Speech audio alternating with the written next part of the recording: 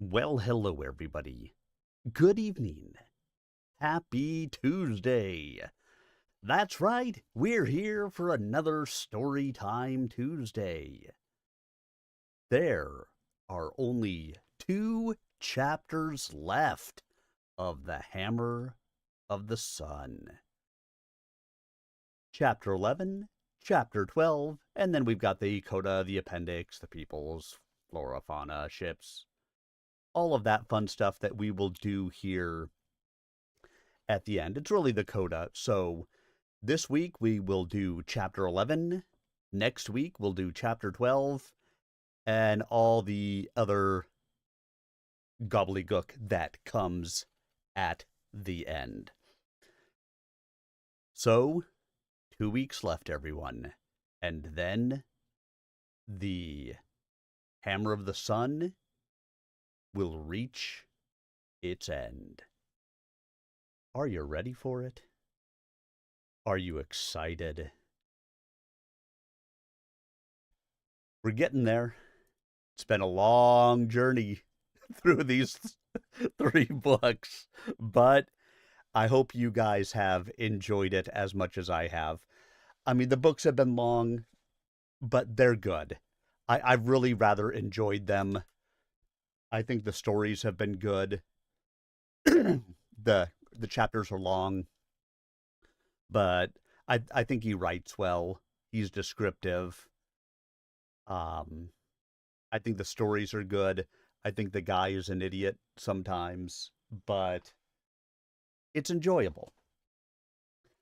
As we have talked about before, I believe that where I will go from here is into the Xanth series for at least a little bit.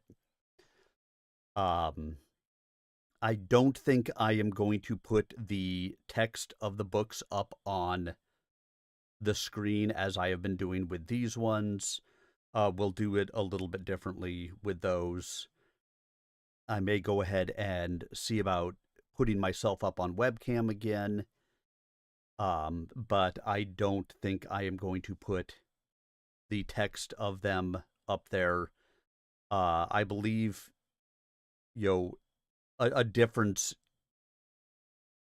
There may be a difference to them. So I may take about these ones in a slightly different manner.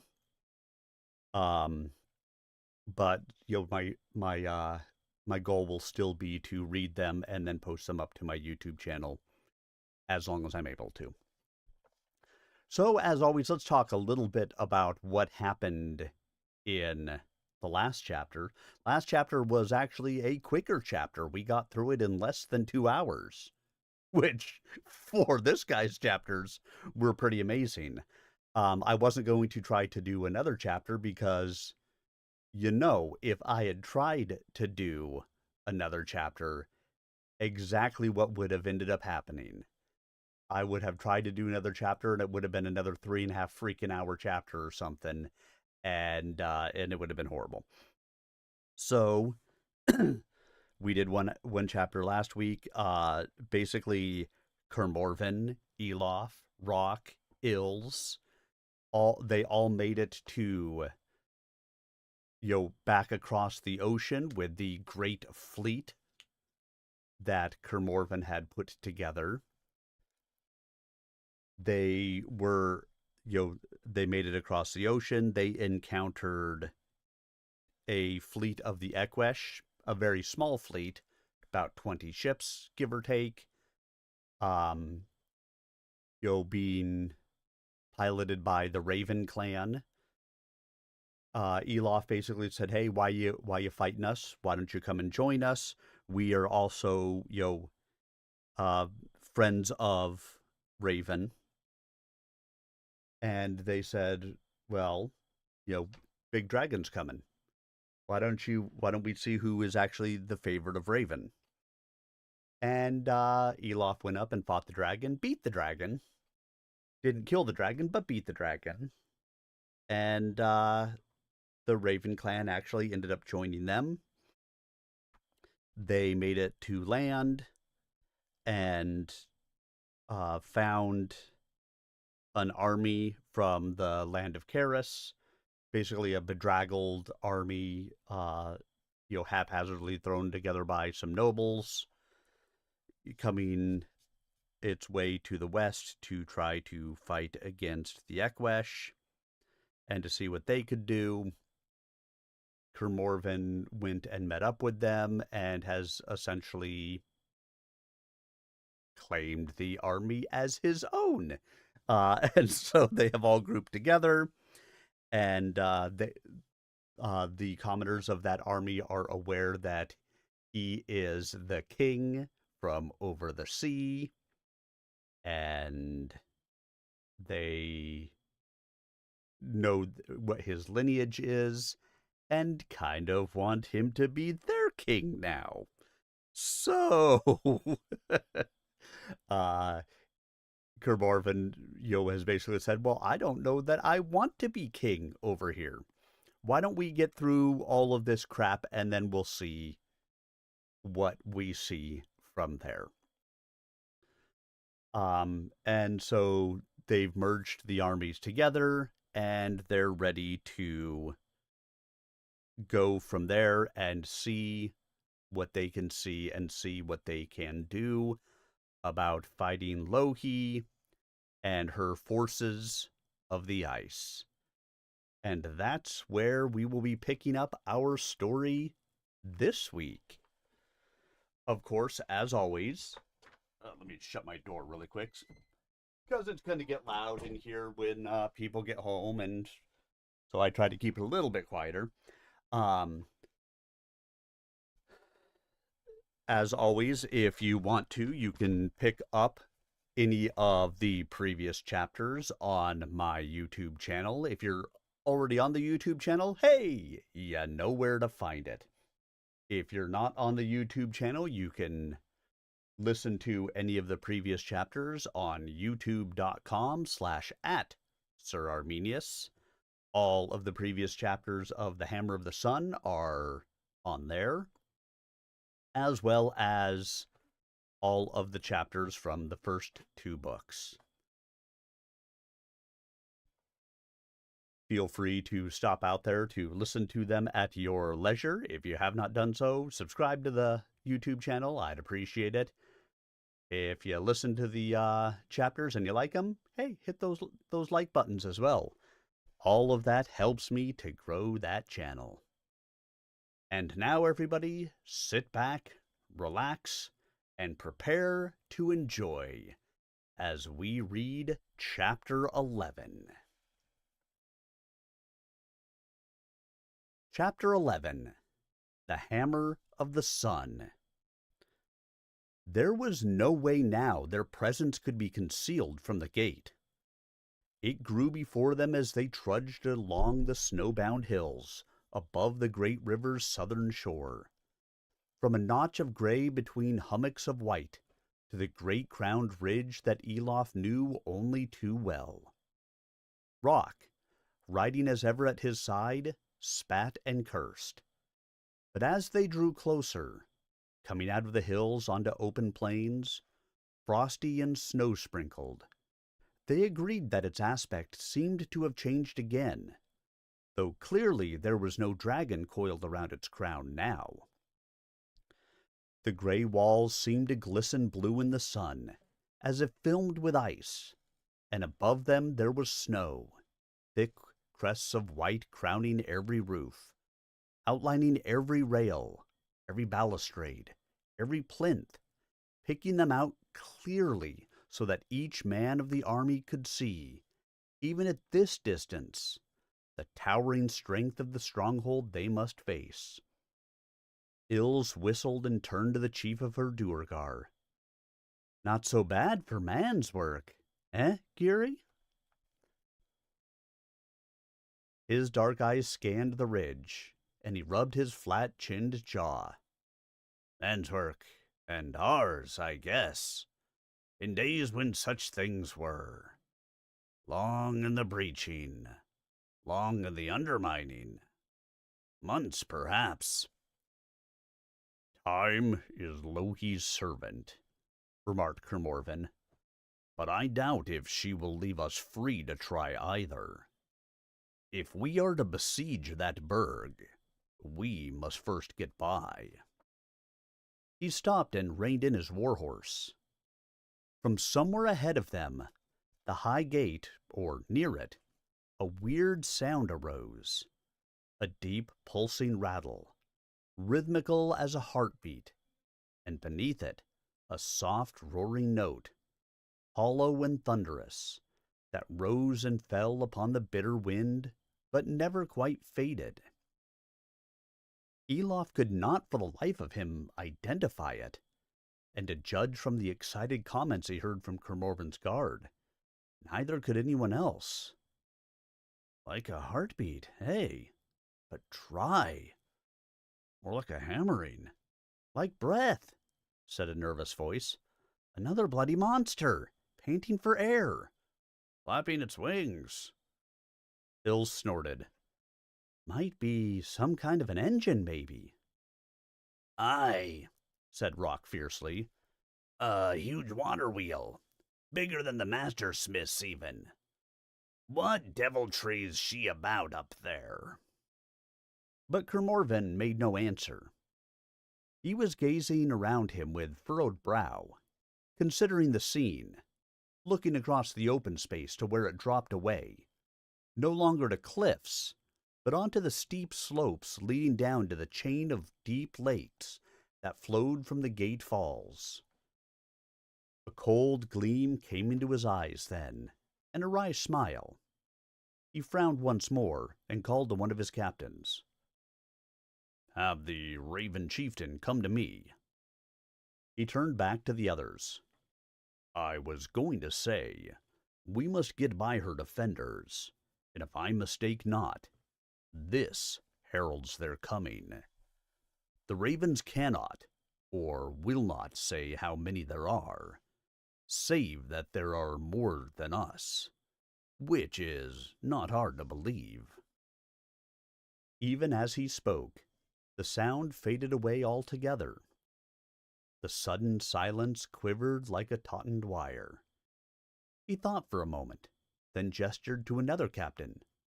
"Sound the halt. Then the battle order. See them formed up. Send out the rest of the scouts. We go no further in marching order. It's too vulnerable.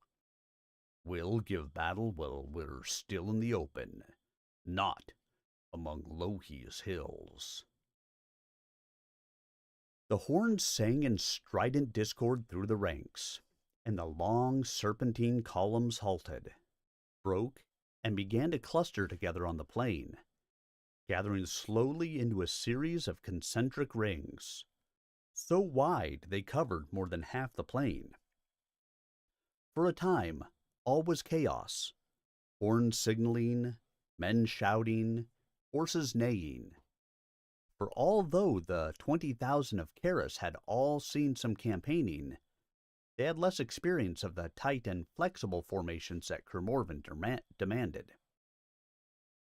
Foreseeing this, he had had to divide his own well-trained men, weaken their dependable lines to leaven the mix, and pass on as much of their knowledge as they could on the march.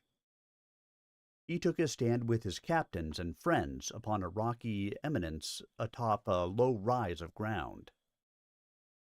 With the many banners of the two armies floating above his head, he was easily visible as a pillar of calm above the milling masses, one moment conferring urgently with captains and nobles, the next calling cool orders that disposed one group or another about the lines, or set another to scraping shallow breastworks out of the hardened ground.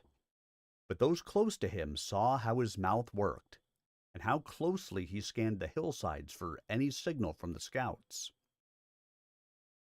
"What ails you, my long lad?" demanded Ills. "You've seen bad battles enough in your day." "I had never loved a single one of them," retorted Kermorven grimly, "but least of all one in which I am doomed to hang back, to command thousands to spill their blood, before I so much as risk any drop of my own." He turned sharply as a Raven chieftain struggled through the melee and hailed him with grim respect, raising spear and shield. "Hiya! Where will you have the ravens perch?" Kermorven lifted a hand. "Gather them below the hillock there, where you can hear me." The old man eyed him a moment. "I thought he will place us in the front line, that his foes may seem to strike against themselves." He paused doubtfully. "Clan has fought clan often enough. It is a place of some honor." Kermorven shook his head. "I have a better for you. Hold yourselves ready to my command, and keep down your banners till then." Abruptly, the air was shuddering about them with the same rattling thunder and roar as before, but nearer, much nearer. The Ekwesh tensed, spun about, and sniffed at the wind like a hunting hound, this way and that. Then he lifted his spear and pointed at the rounded crest of the high hill before them. All eyes followed him, but upon its unstained whiteness there seemed to be nothing to see. Suddenly it was as if the sharp skyline of the hill grew blurred. Another breath, and it had grown a fine fringe that swelled and wavered and rose higher. All along the rim of the hills that spear swung, and as it passed, as if somehow calling it up, the line arose, shimmering like wind-blown grass. In the utter silence, Elof heard Rock, standing beside him, swallowing convulsively, and realized then how dry his own throat had become. The line stretched out in a great half-moon around them, from the hills inland to where the land fell away down steep slopes into the valley. At the end, small specks were still bounding to complete the line, and rank upon rank behind it. For this was the shield wall of the armies of the Ekwesh, and every seeming grass blade was one of their long oval shields, man-high. The army below, that a moment before had seemed so vast in its numbers, dwindled and shrank in Elof's eyes before that shimmering mass. He saw men's faces grow pale all around him, their knuckles whiten upon rein and weapon. Kermorven, apparently impassive, was quietly and unnecessarily loosing his gray-gold sword in its scabbard. "Look at them," breathed one of his captains, appalled. "Look at the numbers of them. There must be 50,000 if there's a man." "And more in yon tower," growled Ilse, "but we'll deal with them later. For now, it's only slay 2 to 1, and in the old days, it was a poor Durg couldn't manage that now and again." Still in the eerie silence, save for the crunch of feet among the snow-clad stones, a long section of the northernmost line detached themselves and padded downward, hunched down and slipping swiftly between hillocks and along gullies, till they were just beyond bowshot of Kermorven's lines. They stopped there as if waiting, for one long, breathless moment, and then, at an order howled from the hill, they swung up their short spears in a glittering mass, whirled about, away from both armies, and towards the tower of the gates itself. It seemed to Elof, straining his eyes, that he saw high on the balcony below the round tower a soft gleam of gold that shifted, as it might be fair hair, but dark hair he was too distant to make out. Then the Ekwesh cried out a single word, unmistakably a salute, and lifting their shields of stiffened hide over wood, they sang out a hooting, carrying call, and rattled the blades of their spears flat against them. Autu oe!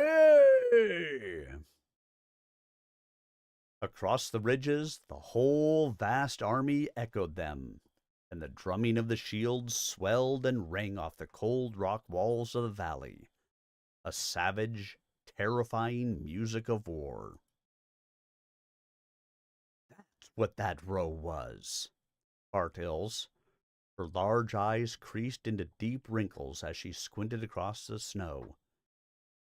Not quite, said Elof. There was more.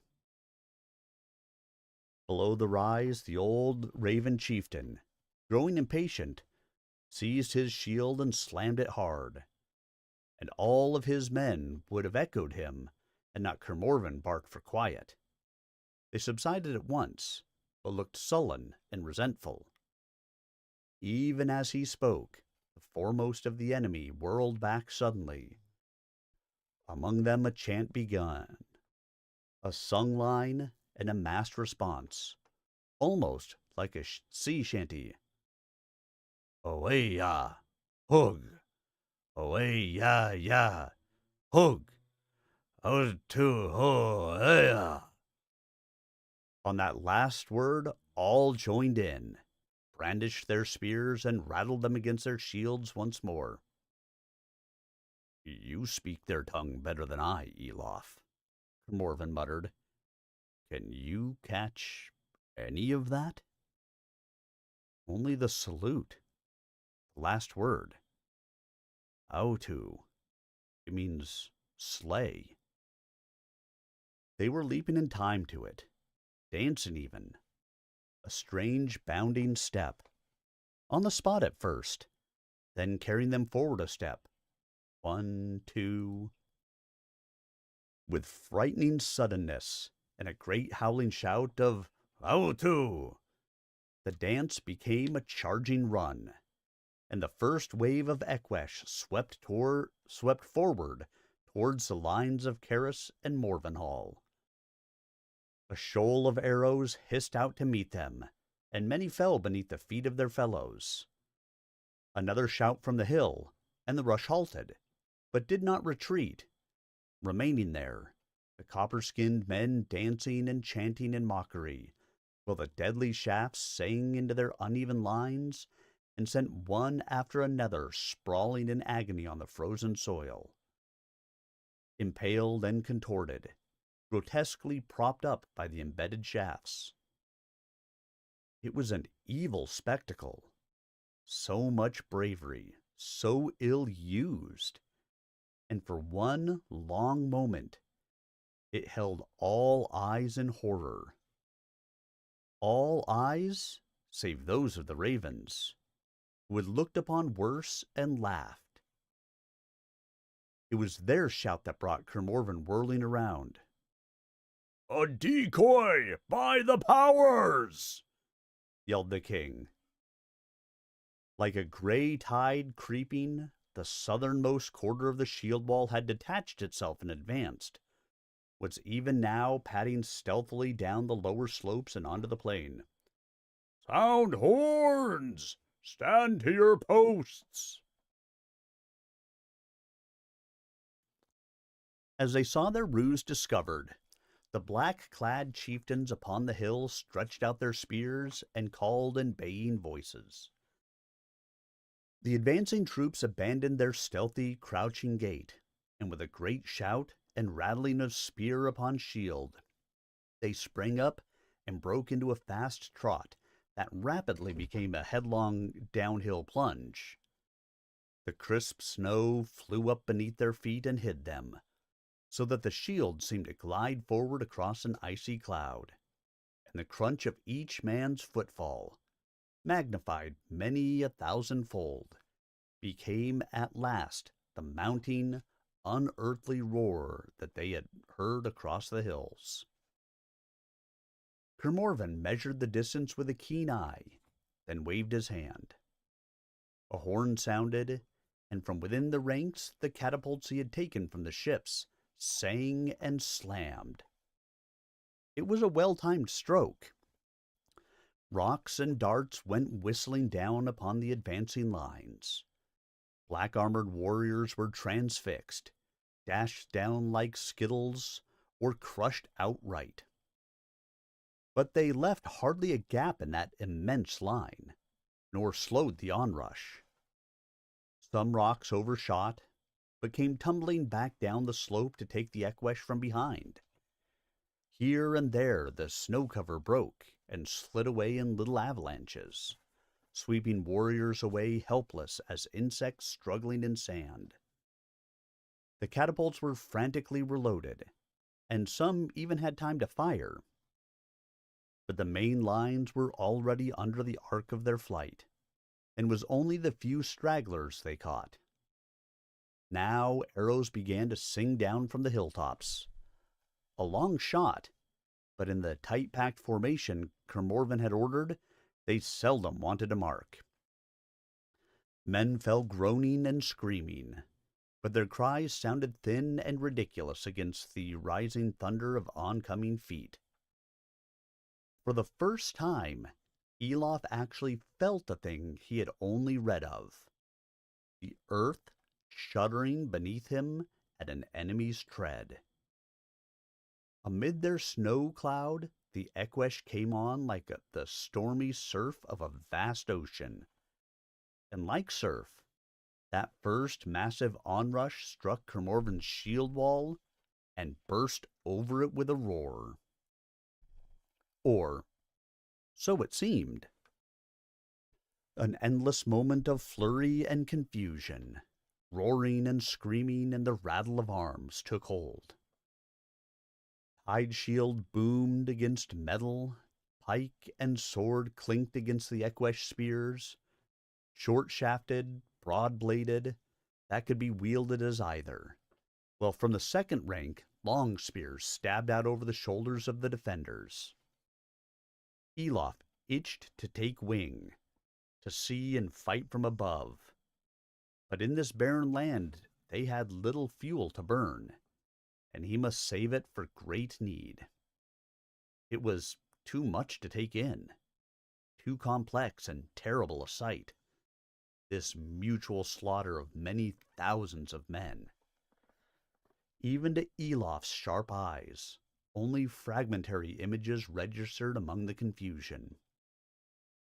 Small scenes that seemed to be repeated, played out over and over again, wherever one looked along that long line of battle, like recurring patterns of some potent work of smithcraft, some immense and frenzied frieze, patterns brief, bloody, all too vivid. Here a pike sheared away a hide shield and the arm that held it, raking open the black-armored ribs behind. There, a sword wedged in the wooden frame of another such shield, gray and serpent-crested, then fell from its wielder's hand as, like the serpent's tongue, the deadly spear flicked out. Here, a tall warrior sprang up on bodies sprawled across the breastworks, only to rise straight up into the air, thrashing like a fish upon the spear that impaled him. There, a man of Morvenhall was knocked back across the breastworks by a hide shield, and had time to scream in terror at the spear that plunged toward his heart. But a metal shield felled his slayer to his knees in the snow as a man of the second rank stepped into his place, and a long spear drove under the Ekwesh armor. He fell thrashing, dragging the spear with him, and his assailant drew blade to confront the man behind. Over and over again, such scenes took place, made all the more uniform when distance or the clouds of powder snow, pink-tinged now, hid the adversaries' faces. To Elof, then, it took on a dreamlike quality, as if two armies of ghosts were condemned to eternal battle, where each man who fell rose at once to fight again. Then, quite suddenly, like glass that cools or ice that melts, the scene cleared.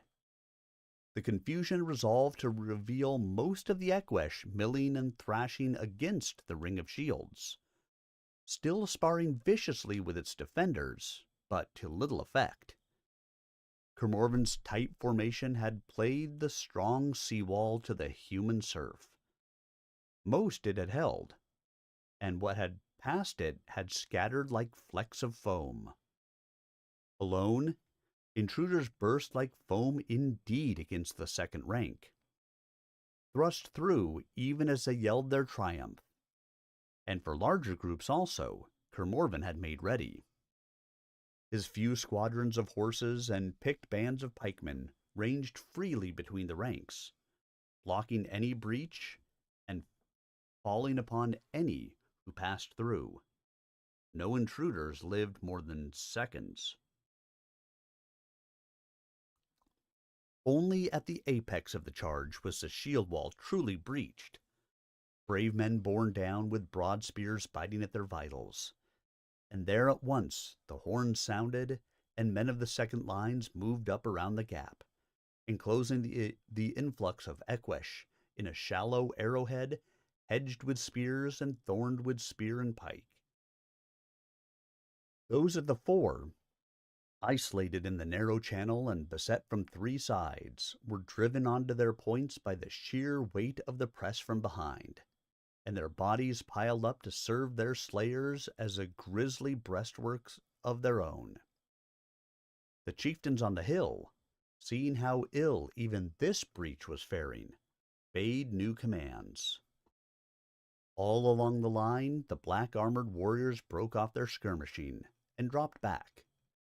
But those caught within the arrowhead could not move so quickly, to their undoing.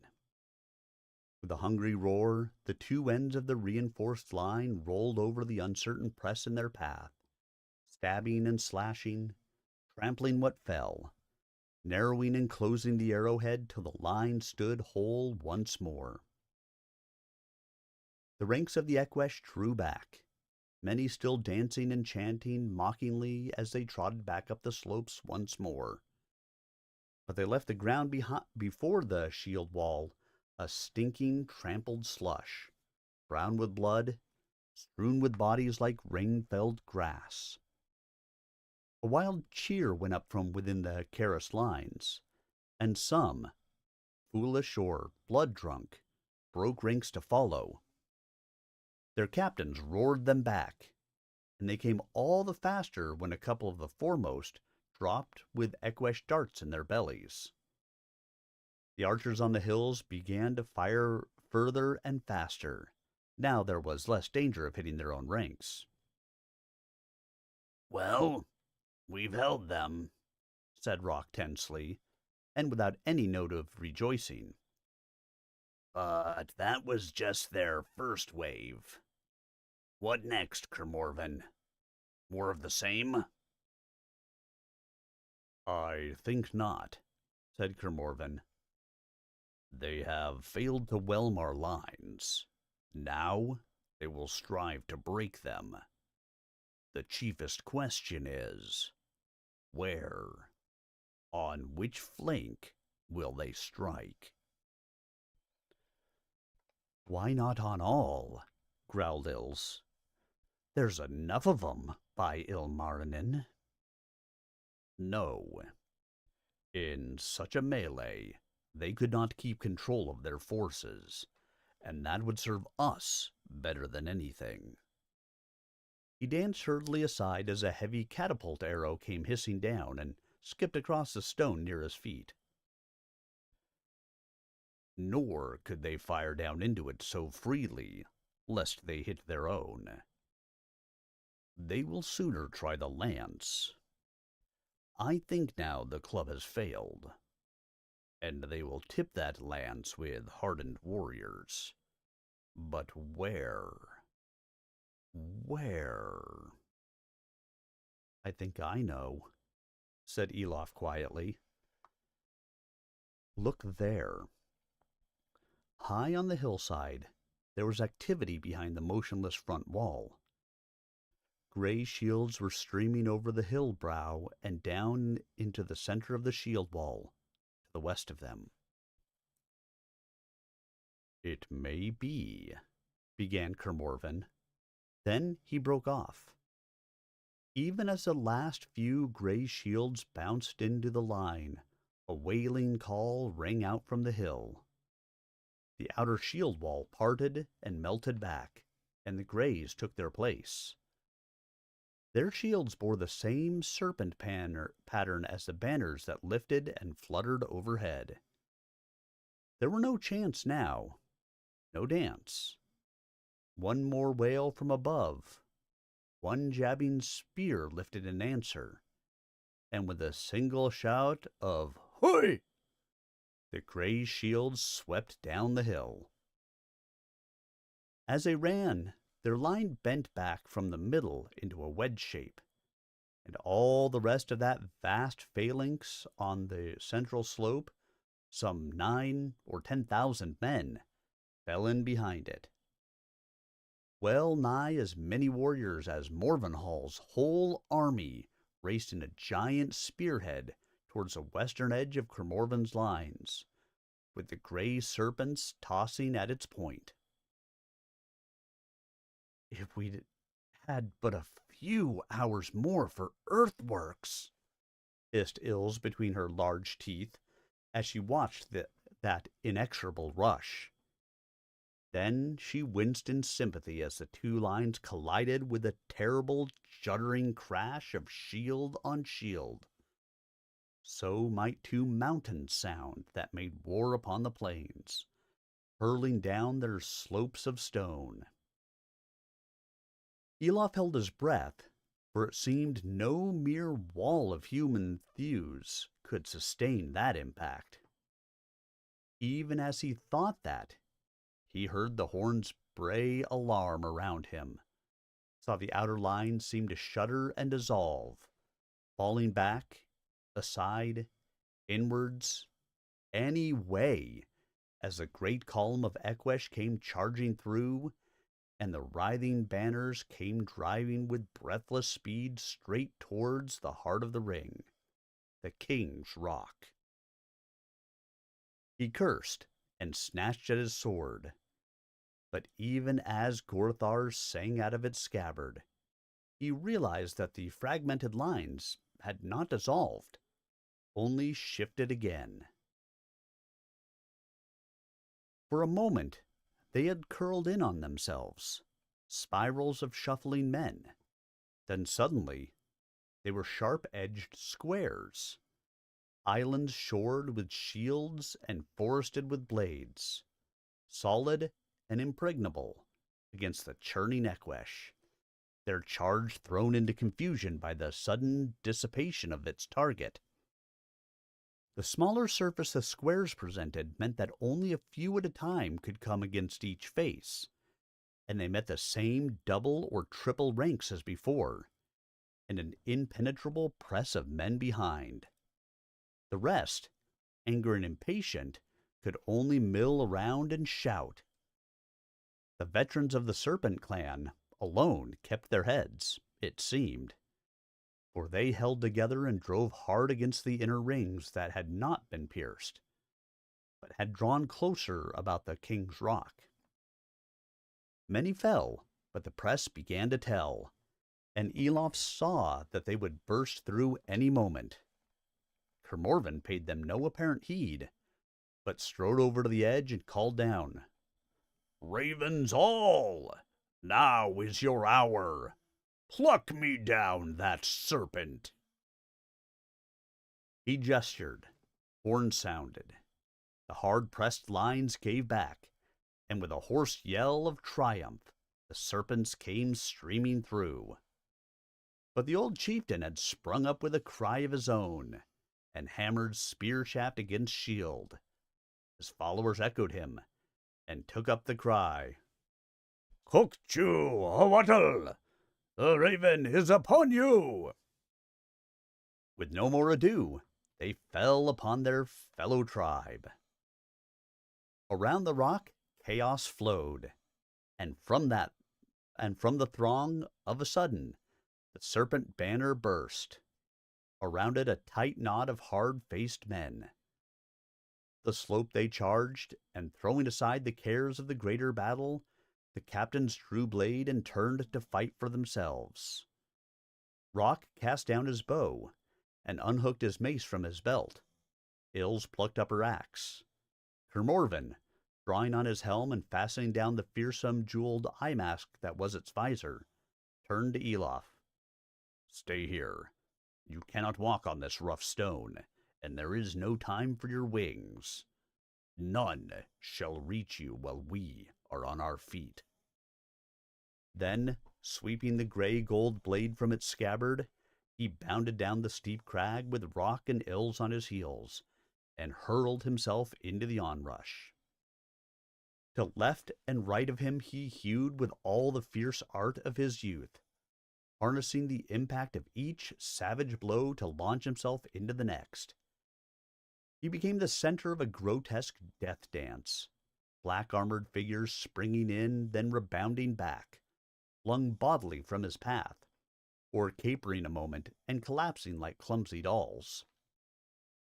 From the moment of his coming, the onrush was stemmed. Elof, perched on his crutches, cursed his infirmity, and all who had caused it, for though he was not naturally a warlike man, it galled him to be left helpless, watching his friends at risk. Gorthar seemed to shiver and sing in his grasp, and he began to hobble and clamber painfully down towards the fighting, striving to see more clearly. Neither Rock nor Ills could he make out, their short figures lost in the crush. But Kermorven, taller even than the Equesh, stood out clearly. He seemed at no peril. Indeed, the fight was swirling away from him as the Equesh saw him hew down their strongest by twos and threes. Elof saw him bend down then over somebody fallen, and hurried to look closer. It was Ills, with blood streaming from her leg. But then two tall Equesh made a sudden rush. Ills cried out. Kermorven whirled, but a shield clubbed him on the side of the neck and sent him staggering back. One Equesh raised his spear to stab. Elof, still beyond sword's reach, leaned on one crutch and lashed out with the other.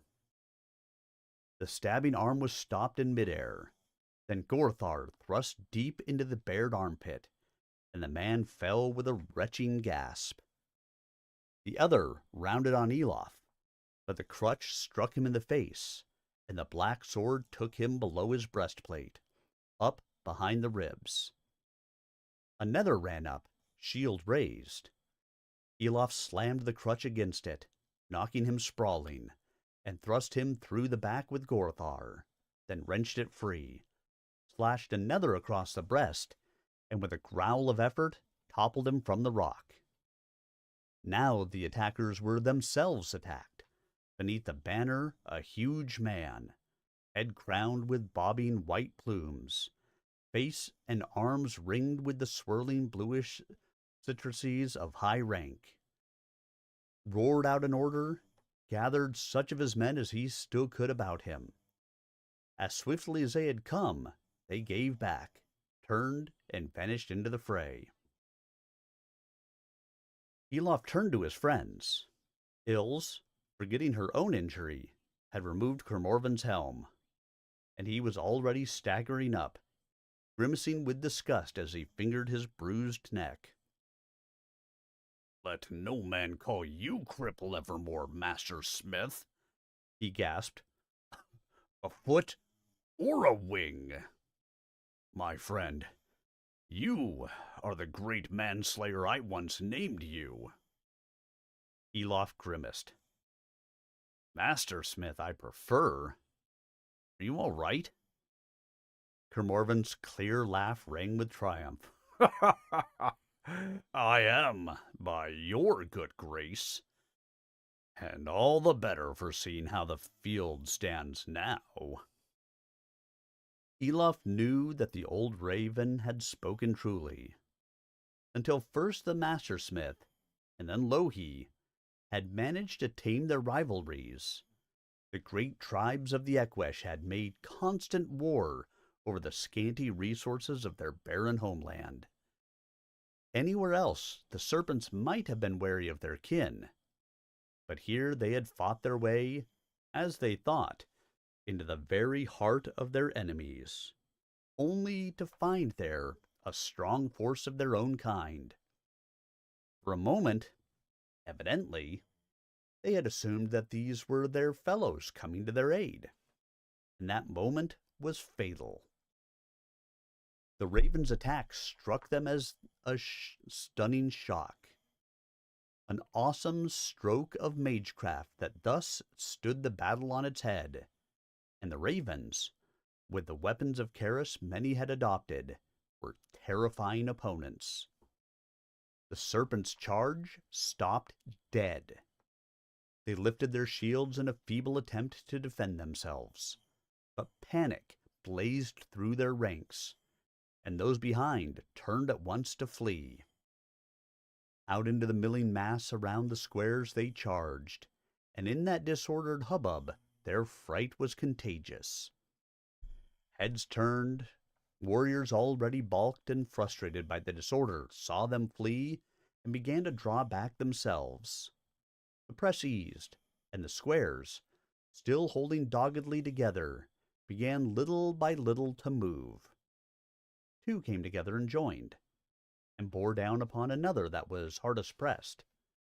There, too, the Ekwesh gave back at sight of this creeping dragon thing of shields that slowly but surely trampled over any in its path. They began to stream away. In moments, the chieftains were again yelling from the hilltops, and the men of the great onrush turned and went pounding away. But there was no dancing nor mockery now, for of that great wedge of men, over half lay dead among slime and mud, the heat of their spilled blood thawing even this frosty ground. And behind that mighty heap of corpses, Kermorvan's sundered lines were already forming anew.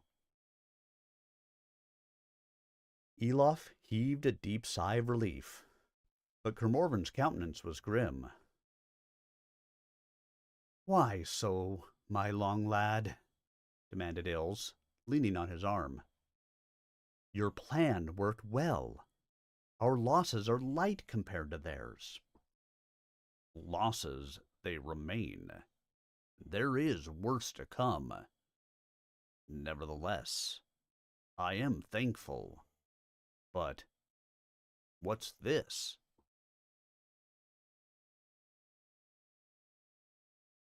Through the press shouldered the leader of the ravens, bearing something towards the rock. Before Kermorvan's feet they unrolled it, with a bellow of laughter. The chiefest banner of the serpents, and within it, impaled upon the staff, a naked corpse, obscenely mutilated, but with those chains of citrices still recognizable. Ilse whistled and chuckled softly in Elof's ear. "As well we didn't recruit the real savages, I guess." But Kermorvan remained imperturbable. Stepping down from the rock, he gave the grisly trophy grave attention, commended the talons of the ravens who had seized the serpent, then ordered the chieftain wrapped in his banner again, and laid honorably aside with the other slain. This surprised the ravens, accustomed to displaying the bodies of their more notable foes, but appeared to impress them deeply, the more so when Kermorvan ordered their banners to be flown above the hill with all the rest. "They have earned it," he said, returning to his vantage, "and it will confirm the tale of those who fled. That may be of some use to us. To cover their shame, they will magnify the numbers they met.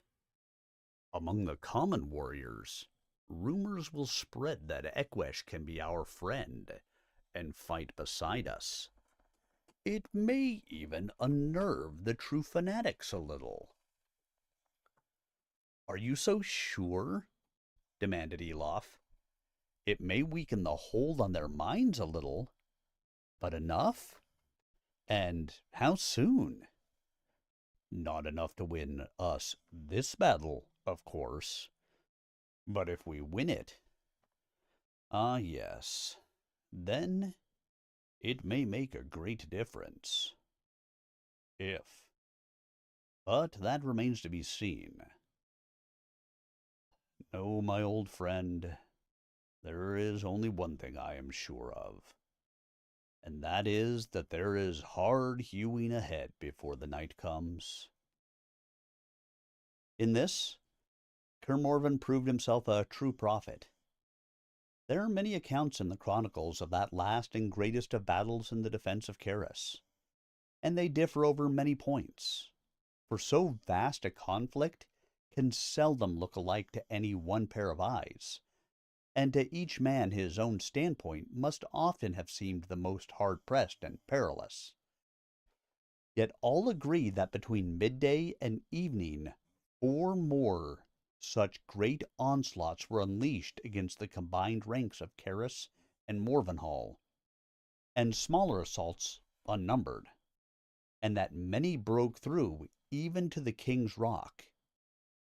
But though they differ as to how, they agree that the ranks, though sadly diminished and frequently broken, never panicked, nor sought to run, and that all these assaults were turned, though at great cost, all save the very last.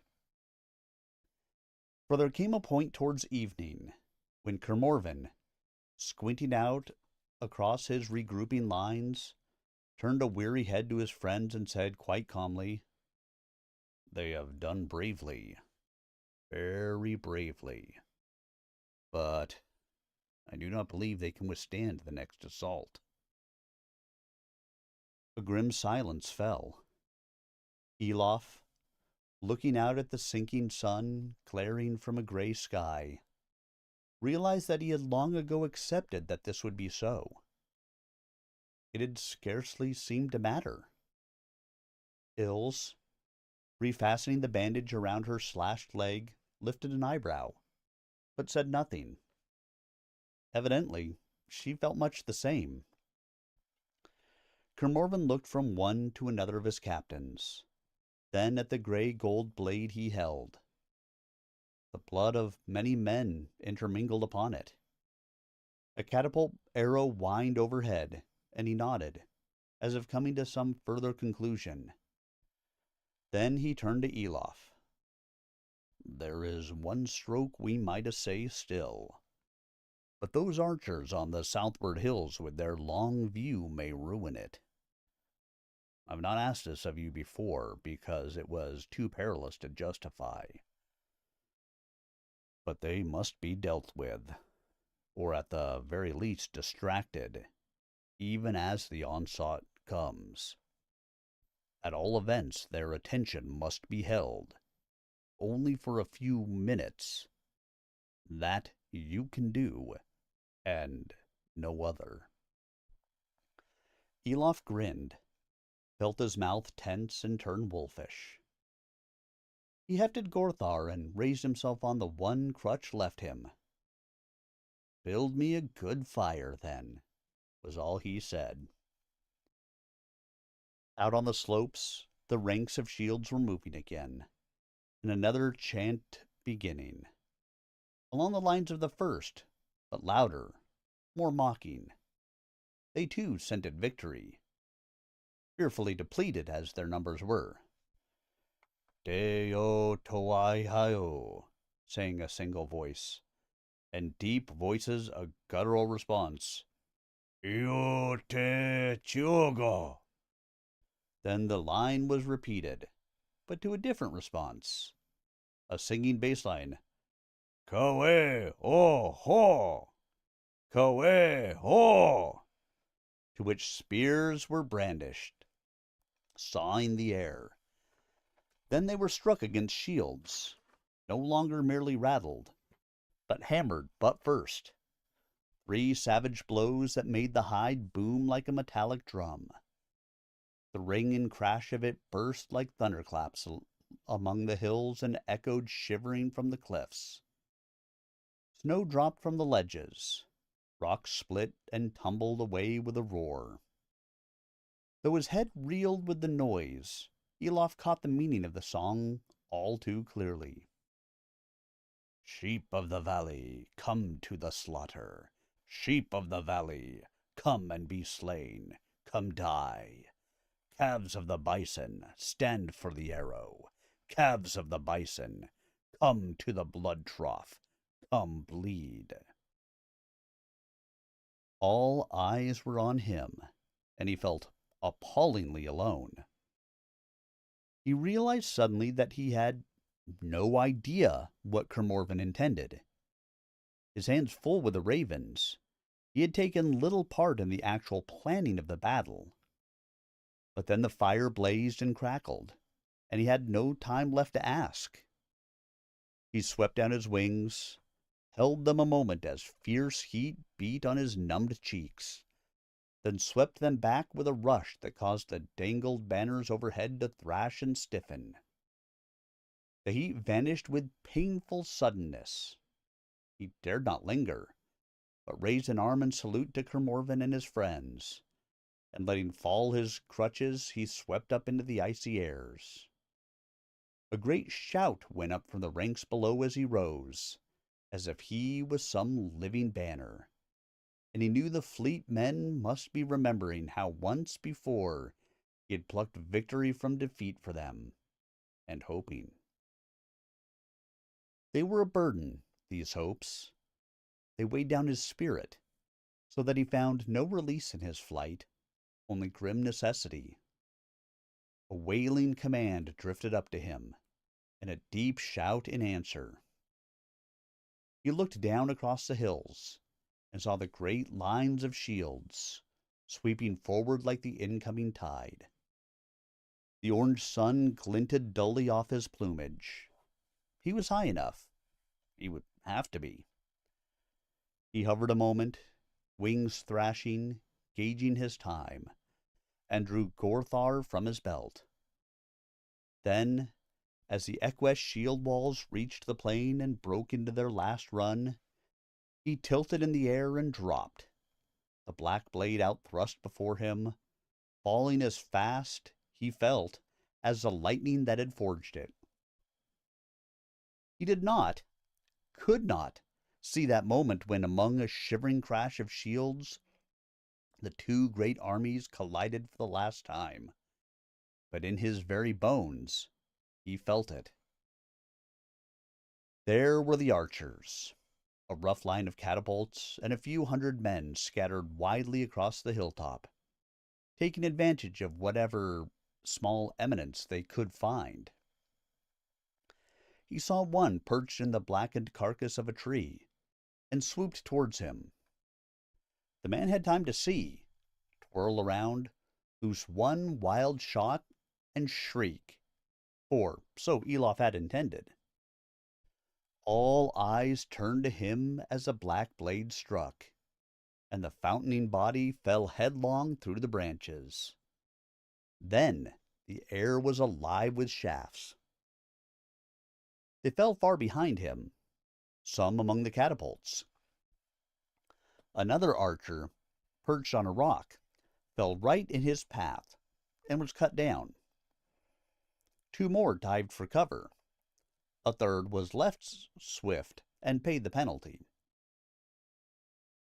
Elof whirled around, wings thrashing, and headed for the catapults. Only the lightest had a chance to fire before he was among them, hewing out at their cords and the arms that drew them. Windlasses spun and sang. Men shrieked and fell, many under the panicky shafts of their fellows as he passed. Compared to the slaughter on the plains below, it was nothing, but it ensured what Kermorven desired, that every eye on that southern ridge should be fastened on him as he glided up and away. His, though, turned towards the plain, seeking some assurance that his flight had worked. Found only dismay. The ranks of Caris and Morvenhall, so sorely tried, had broken even as Kermorven predicted. No longer was there any calculated regrouping, no squares, no order at all. It seemed that no man had any sense of it left in him, had any thought left at all save to flee and save his own skin as best he could. Elof was appalled to see the King's Rock empty, abandoned, and the many banners bobbing this way and that near the head of the throng leaned desperately over the valley's edge and down onto the steep slopes beyond. He must have fled almost at once, before the collision even. The Eqwesh, abandoning their own shield wall in triumphant contempt, were streaming this way and that after the stragglers. Where was Kermorven then? He would never have allowed this if he was still in command. With leaden heart, Elof soared up, fighting an urge to fall like a thunderbolt upon the Eqwesh chieftains. That would help nobody, neither his friends nor Kara. But what could, now? Then, from his greater height, he saw over the valley's rim, and laughed aloud in glory and amazement. A wilder gambol he had never witnessed, nor a more marvelous feat of order. Perhaps the Eqwesh thought so also, as in their bloodthirsty pursuit they poured over the rim of the slopes, ready to butcher all they overtook. For what they found there was no terrified trail of fugitives, but the same fearsome shield walls they had faced all that day long, regrouped now in 3 solid ranks all along that slope, with more forming behind as the seeming fugitives poured in. The rear ranks must have pulled back first, pretending to flee while the outer ranks held, and used the time to order their array. The archers could have seen that happening, and passed a warning to the main force. But because Kermorven had unleashed Elof upon them, they had not, and the greater part of that last onslaught poured over the slope at speed like maddened beasts stampeded into a spike-lined pit. And like beasts, they perished. Many, unable to stop themselves, plunged headlong onto the spear points. Others sought to turn, but slipped and fell on the trodden snow. Some managed to turn, only to be knocked back down by their own eager fellows rushing along behind, or struck down by the stragglers they had thought to harry. In the blink of an eye, the slope had turned to a scarlet fall of blood. So many died in those first chaotic seconds. Chaotic for the Eqwesh, for among the ranks of their foes there reigned an implacable calm, as if Kermorven's cool mind lay like a mantle across them. The onrush of the Eqwesh slackened, as from the cities below some realization dawned that all was not as they thought it. But even as they stumbled gradually to a halt, horns sounded, and with a single hoarse shout, the shield wall rose and paced forward, up to the edge of the slope and over. Even to Elof it seemed a fearsome sight, those solid walls of shields, rank after rank, arising suddenly over the valley's rim, blood-reddened, flashing with red fire as they caught the last long rays of the sunset. To the Eqwesh, seized by sudden uncertainty after the intoxication of victory, it must have seemed appalling. Many must have thought it a whole new army, come in the nick of time to the relief of the one they had broken. But even to those who did not, it must have seemed no less marvelous that ranks once scattered should cohere once more. Grim fighters as the Ekwesh were, they had never been held together by the same strong bonds of discipline as the men of Morvenhall, or followed a leader out of regard and love rather than fear.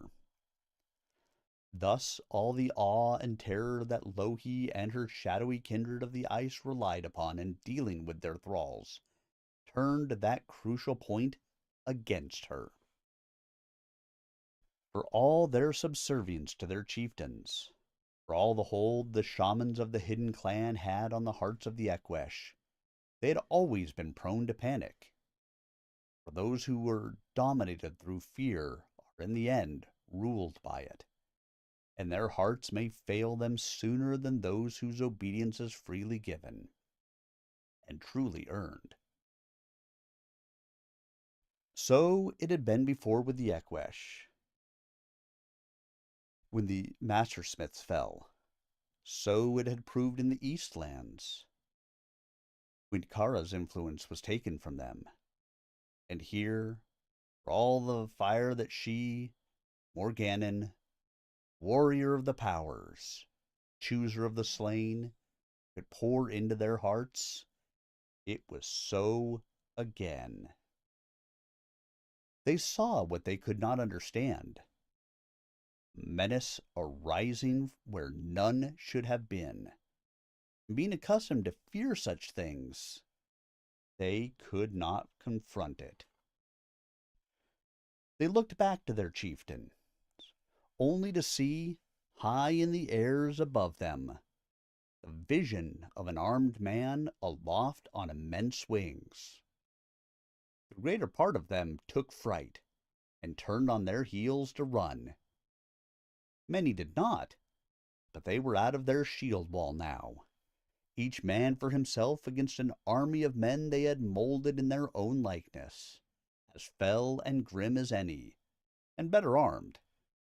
They stood and perished, and the rest, seeing this, fled all the faster. In vain the chieftains cried out from the hilltops.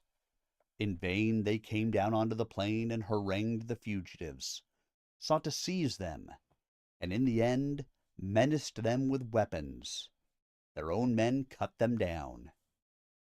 Into the passes of the hills a broken rabble streamed, leaderless, heedless. Above them the sun set, and to their minds the sudden darkness and bitter cold seemed only another device of their foes. They sank down and sought shelter, or ran on mindless till they fell, without thought of food or fire or the means to make either, and the frost settled upon them like the wrath of the ice they had betrayed, and tightened its grip. They were hardy men, but they had fought a long day, and that last run sapped their endurance. Of those who ran from the battle, more than 2/3 parts are thought to have perished that night among the hills, and it is said that some fell, not to the cold, but to the many kinds of night walkers and trolls the ice had sent to haunt those lands, who cared not whose blood they took. To the high gate and the wrath of Louhi, only a fragment returned of the vast force that had been sent out. Yet in her pride, and the nearness of her victory, she gave no thought to flight, but made ready for the siege she guessed must follow. On the field they had fled, few thought ahead to that.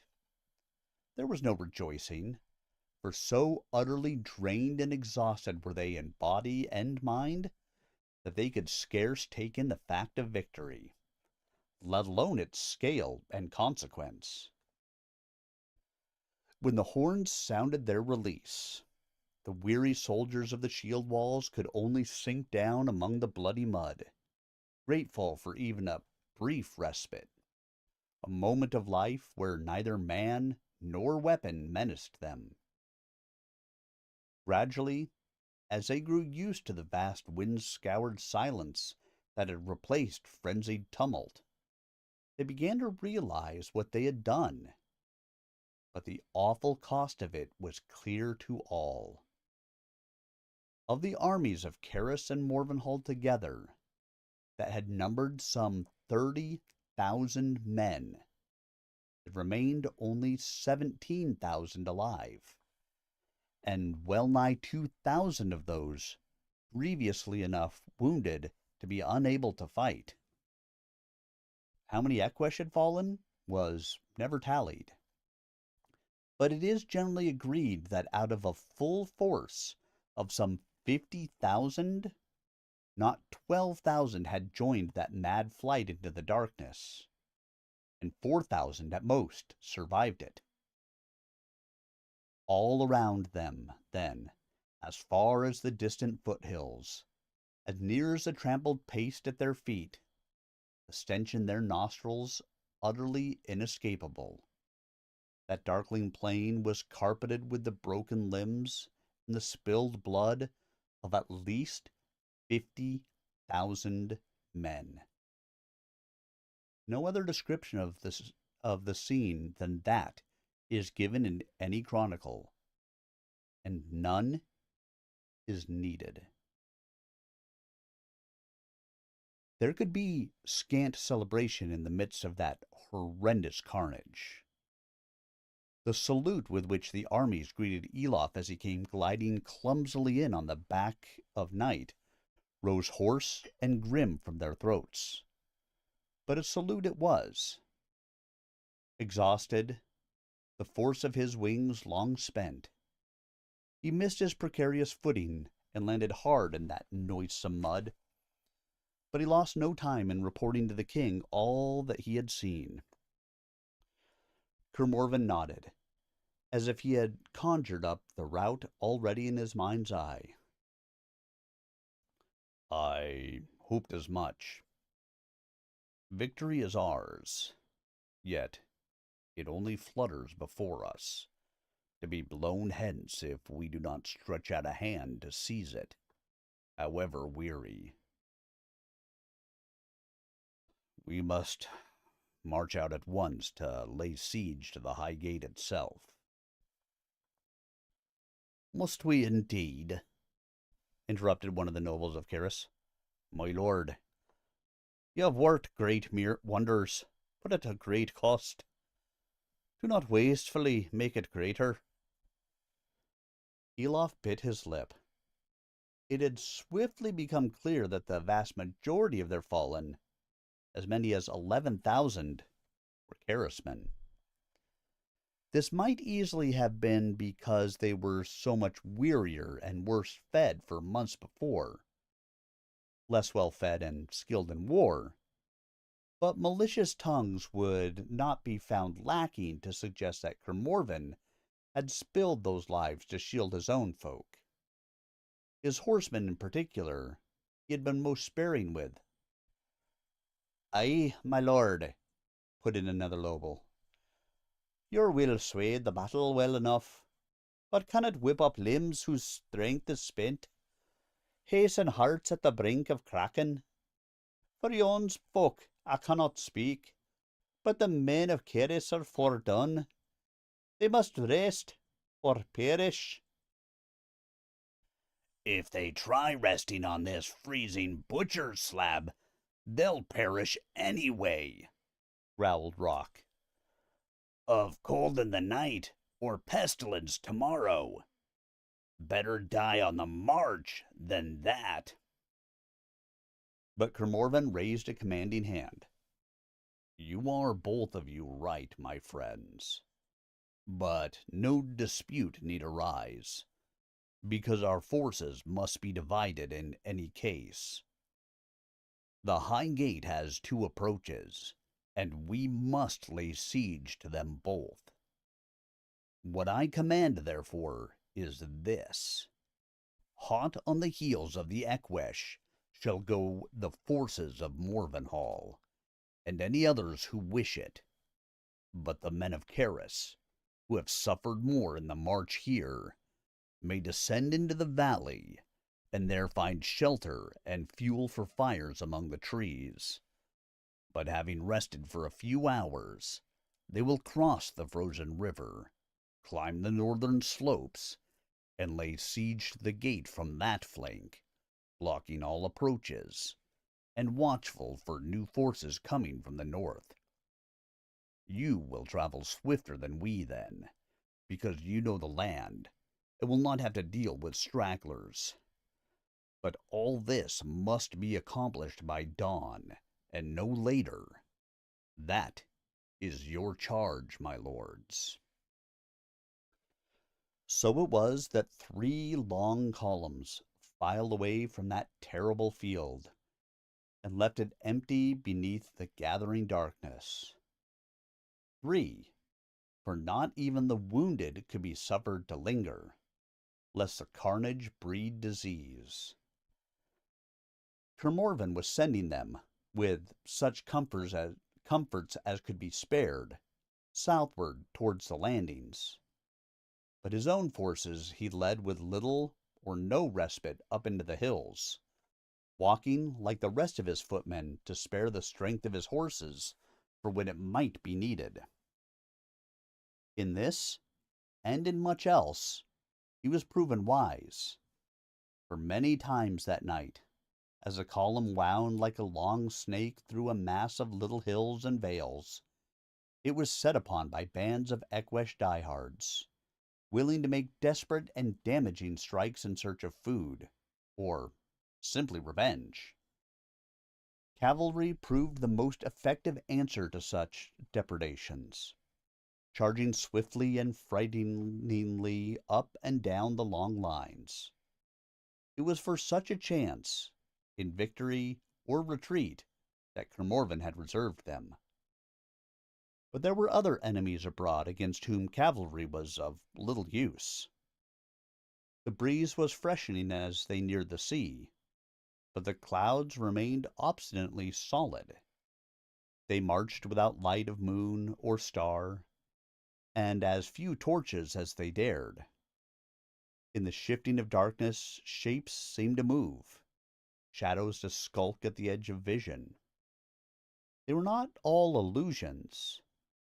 Among the deepest shadows of the dales, dark things snarled and slunk away from Eckwesh corpses, or flitted up like giant bats.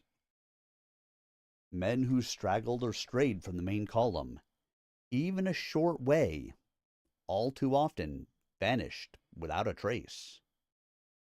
In one deep dell, overgrown with thorns, 3 men vanished. When Rock took a party of ravens to search for them, they found only bloodstains and strange footprints, and at the sight of those, the ravens all but dragged him away. The mounted scouts seemed to rove safely enough, until Elof, serving as one since he had perforce to ride, found 2 of them dismembered in the shadow of a giant boulder. Even as he summoned help, he himself was snared by the huge arms that reached over the top, and almost met the same fate before lancers and mounted bowmen arrived to slay the brutes.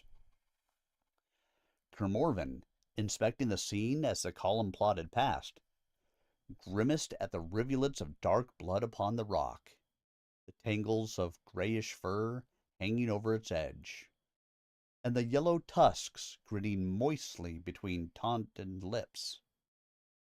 "Our old friends, the snow trolls," he remarked, his face drawn and pale as he watched the columns come plodding up the slope. 3 of them, come back to finish what their cousins of our land failed in long ago. I almost thought they had succeeded. Cold shivered on Elof's neck.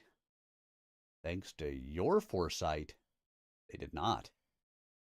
Thanks to my horsemen, they heard you before we did. Those brutes, they were not even killing out of hunger. The remains of some 20 men lie behind that rock, set neatly to keep in the snow. He shuddered. I could curse this land, but it is accursed already. What will cleanse it? What will sweep away this dreadful night? The wind, maybe? Remarked Ills, limping up to them. Feel it. It blows stronger, and we have marched a good 5 hours now. We must be nearing the sea.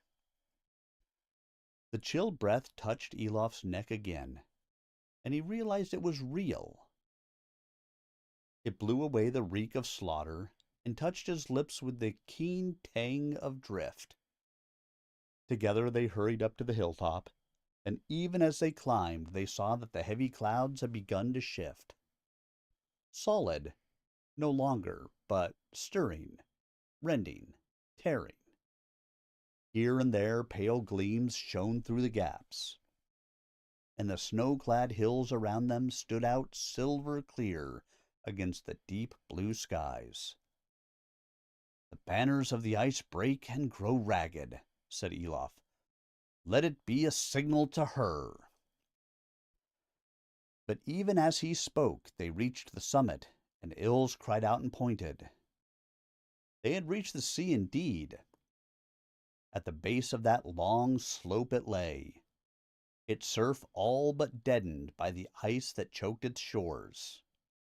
But they hardly spared it a second glance, for there, only a little way to the north of them, the high gate also had awoken to life, shining and shimmering like some monstrous jewel beneath the sinking moon.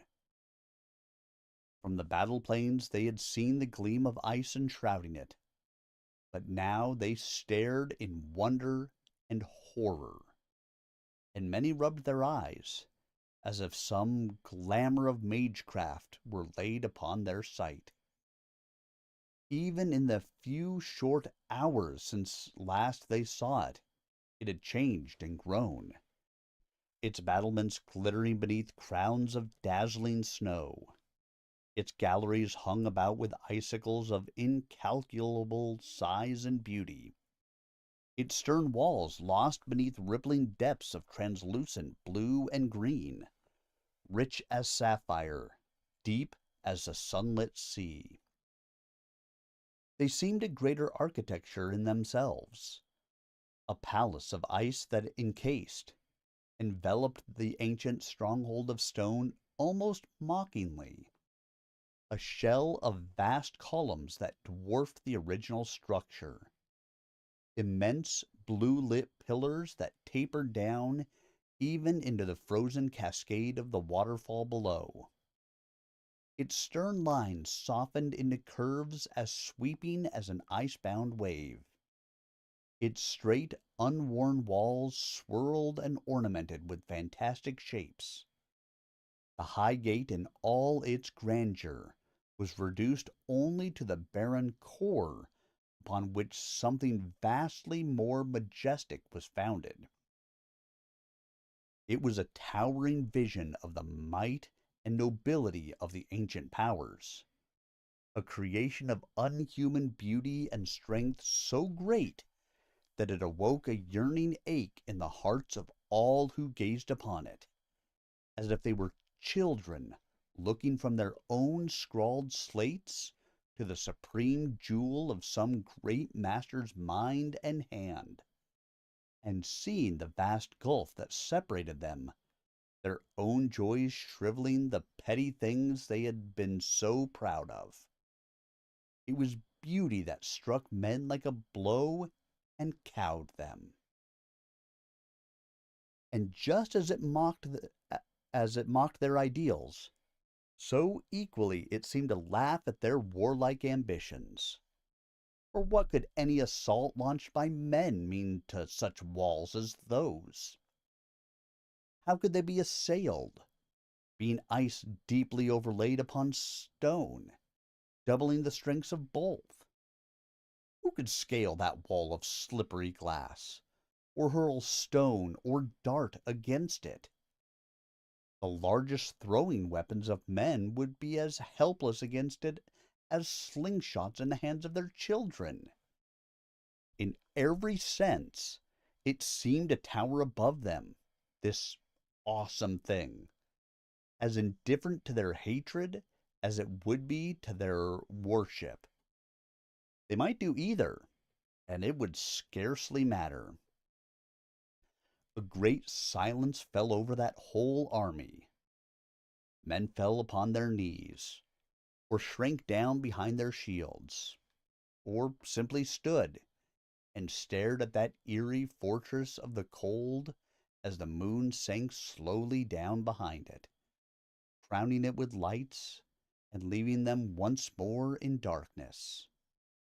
By its mere existence, it cast down their hearts and held their minds in thrall. Elof felt no such urge to bow down, though he shared in their awe. The undertow of horror and revulsion it awoke in his mind was too great for that. In the fate of that noble fortress, encased within that sternly glittering shell, he seemed to see a vision of the impending fate of the whole rich and varied world that he loved, and of Kara most of all. And it came to him now that it might be too late to prevent it. Was the chilly triumph of that vision, the sudden burgeoning of it, an earnest that the crucial point had already passed? The balance already tilted? Had the cold hands of the ice closed at last upon the world? So he was held, as was each of them in their own way. In the end, it was Ilse's voice, loud and sardonic, that broke the silence upon the hill. "A pretty toy, if it's to your mind. But don't mistake it for more solid craft. What's this beside the high mountains, huh? That Ilmarinen forged from the very earth fires, and gave to us as a refuge and a home, when last these chilly powers sought to plaster the world thus in their tuppenny trumpery."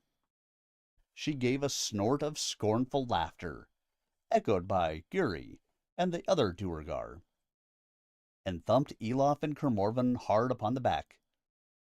"Look with the eyes of the elder folk, you fools of men, and don't be deceived by mere melting charms." Kermorvan shook himself, massaging his neck and blinking like a man awakening from a long and haunted sleep. "I wondered why the clouds broke so conveniently," he muttered, "when she might have held them. She was readying her defenses. She meant us to see the place clearly." "And now it'll work against her," whooped Ilse triumphantly. "Look alive, man. Don't just stand there blinking. It'll be dawn soon. A clear dawn.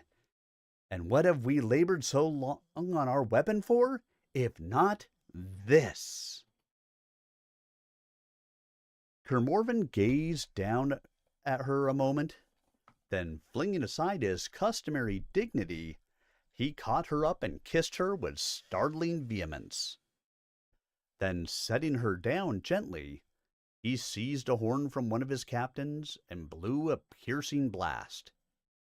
It coursed like a shock of lightning through those still ranks. Men jumped and shuddered where they stood, shaking off the subtle thrall the vision had laid upon them.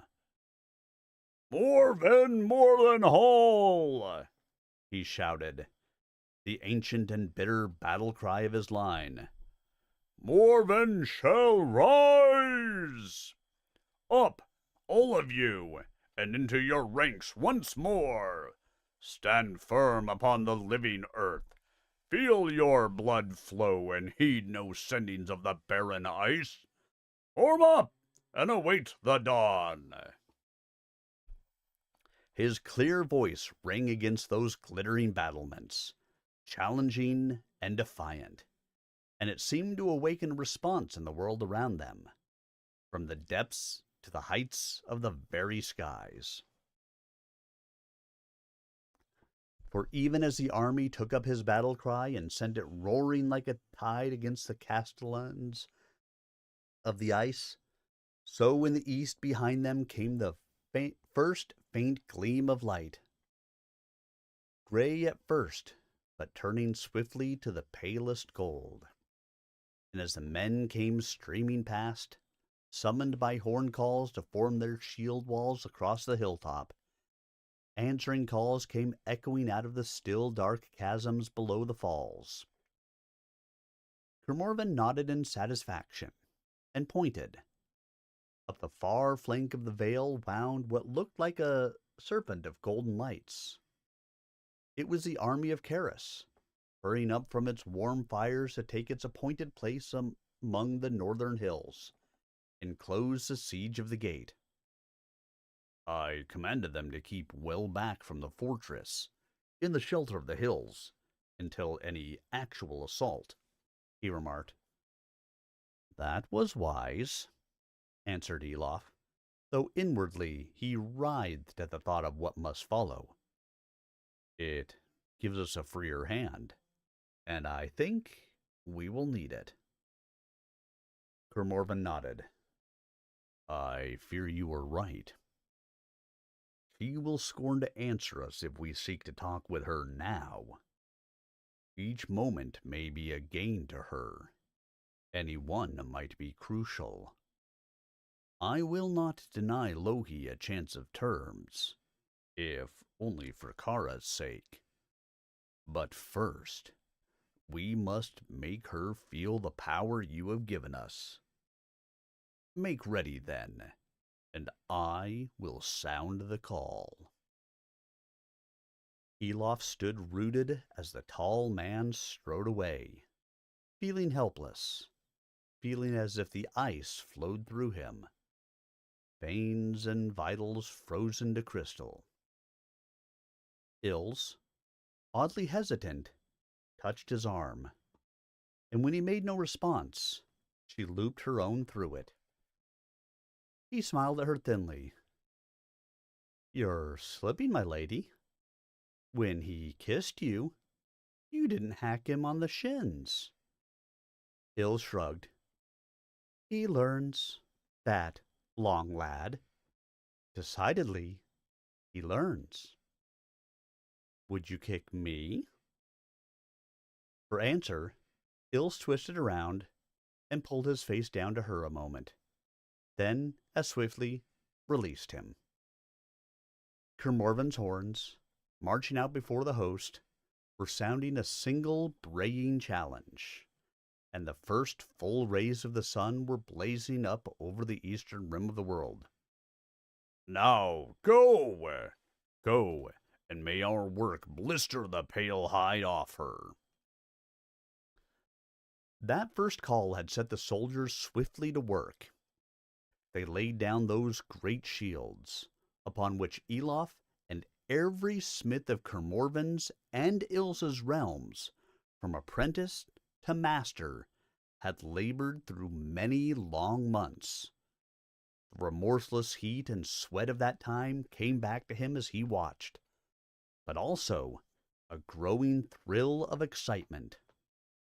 Those who had lost or damaged their shields in the battle had gathered more from the slain, and from the store of spare ones they had brought. Now they were unscrewing the heavy bosses of the shields. Behind those were the bolts which held on their wooden grips, and their covers of sturdy fabric. Off came the grips, and were laid aside. Then off came the covers, and a swift golden shimmer seemed to play among the ranks. Quickly then the shields were laid down, and the grips refastened. Then the horns sounded another call, and because this was a set and practiced drill, the whole army picked up its reversed shields almost as one man. Cursing sergeants ran to berate the inevitable few who had failed, but also to assist. Speed was the all-important thing here. Behind Elof stood some of the few Karis folk who had chosen to follow Kermorven rather than the rest. They were mostly young and hardy, and 2 of them, to his surprise, were among the few women who had come out to fight. They had stayed close to Rock because he could talk to them easily in their own dialect, and they were plying him with puzzled questions. But all he would say was, "Do you watch?" And it was not such a bad answer, Elof thought, for even as the next call sounded and the ranks reformed, some earnest of their purpose could not help but appear. The ice wall nearest them came suddenly alive, shot with fleeting shimmers and sparkles of golden radiance. Beautiful, but so bright one hardly dared look at it, for it left blazing streaks of purple in one's sight.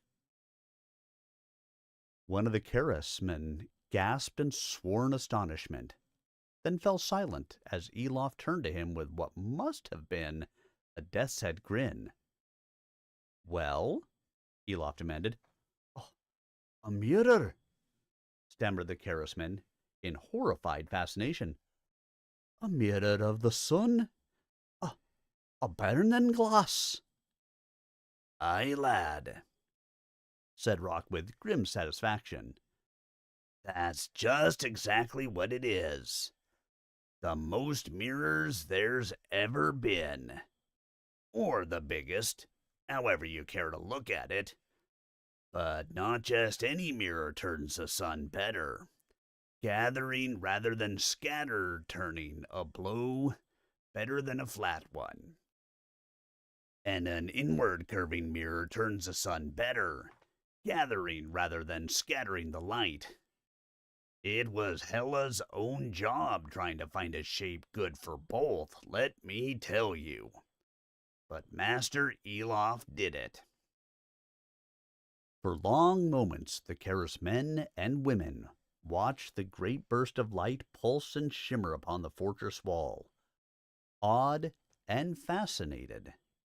But evidently one of the women was also deeply disturbed by something.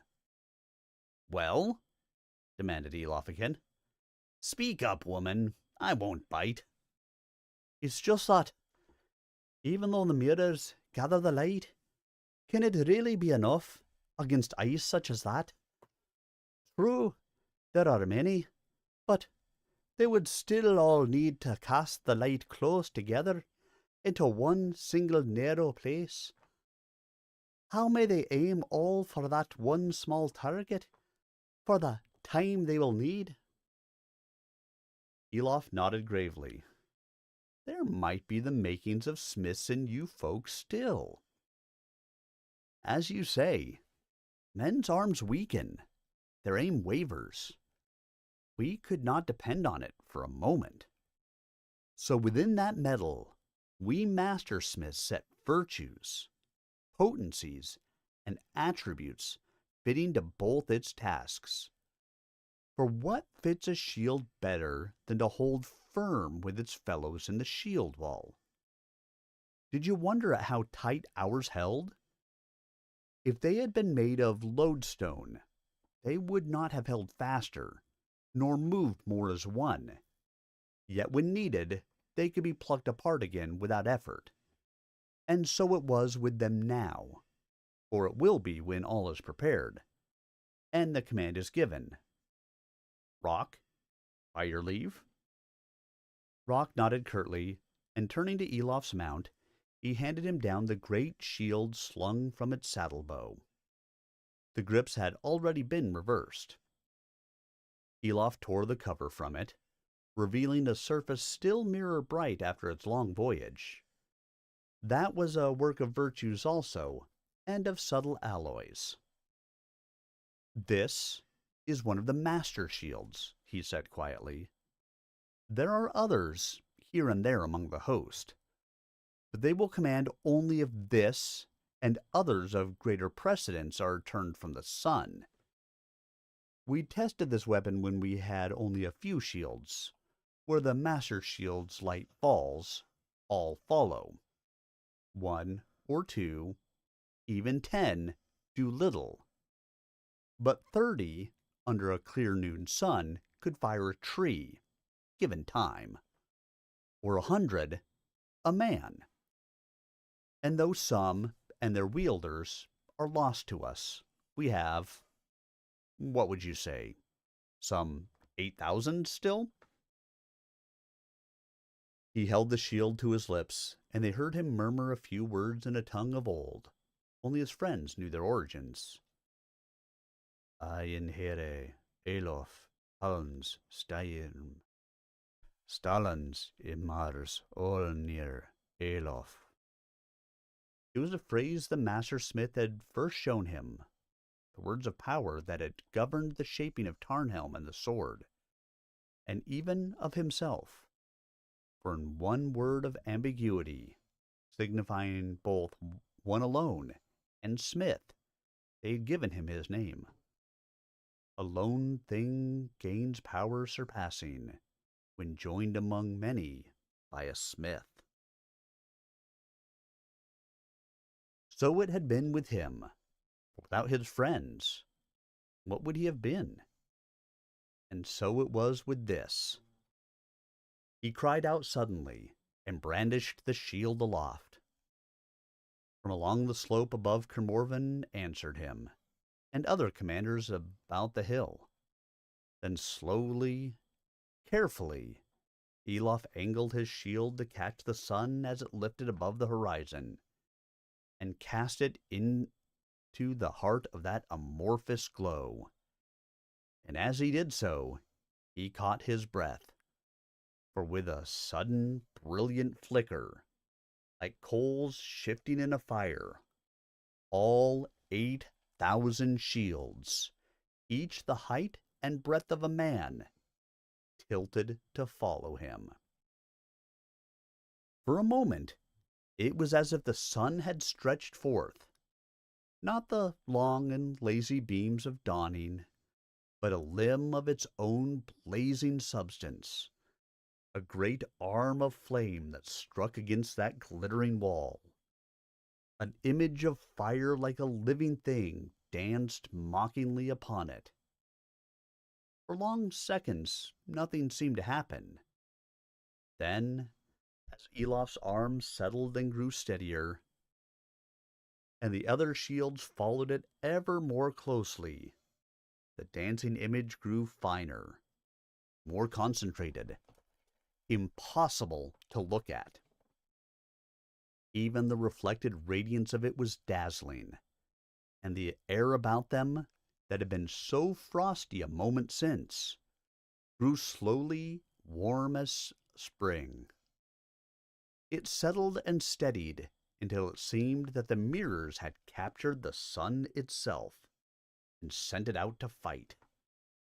For upon that bright surface there formed a perfect image of the blazing disk high above. In that very moment there came a deafening, explosive report, and across the face of the ice a great white line sprang out, a crack that coursed and spread across the shining surface in a mad fusillade of sound, thrusting out others like living roots, crazing and opaquing all its transparency. From the heart of that blazing light there came a sudden frenzied shriek, the cry of the steam that boiled out through the cracks. But not fast enough, for with a sudden dull roar, a great chunk of the ice was blasted out by its pressure, and went crashing down in a mad, shattering music onto the frozen falls below. A wide, wolfish cheer went up from the host, and Elof, his face taut with the concentration, began very delicately to swing the beam of sunfire around towards the center of the tower. He had played such games as this in his childhood, in his few precious moments of idleness, turning the sun with a bright flake of mica or metal. It was strange to turn the light in such deadly earnest now. He brought down one of those great ice pillars, But a warning shout from above showed him the activity upon the upper reaches of the castle.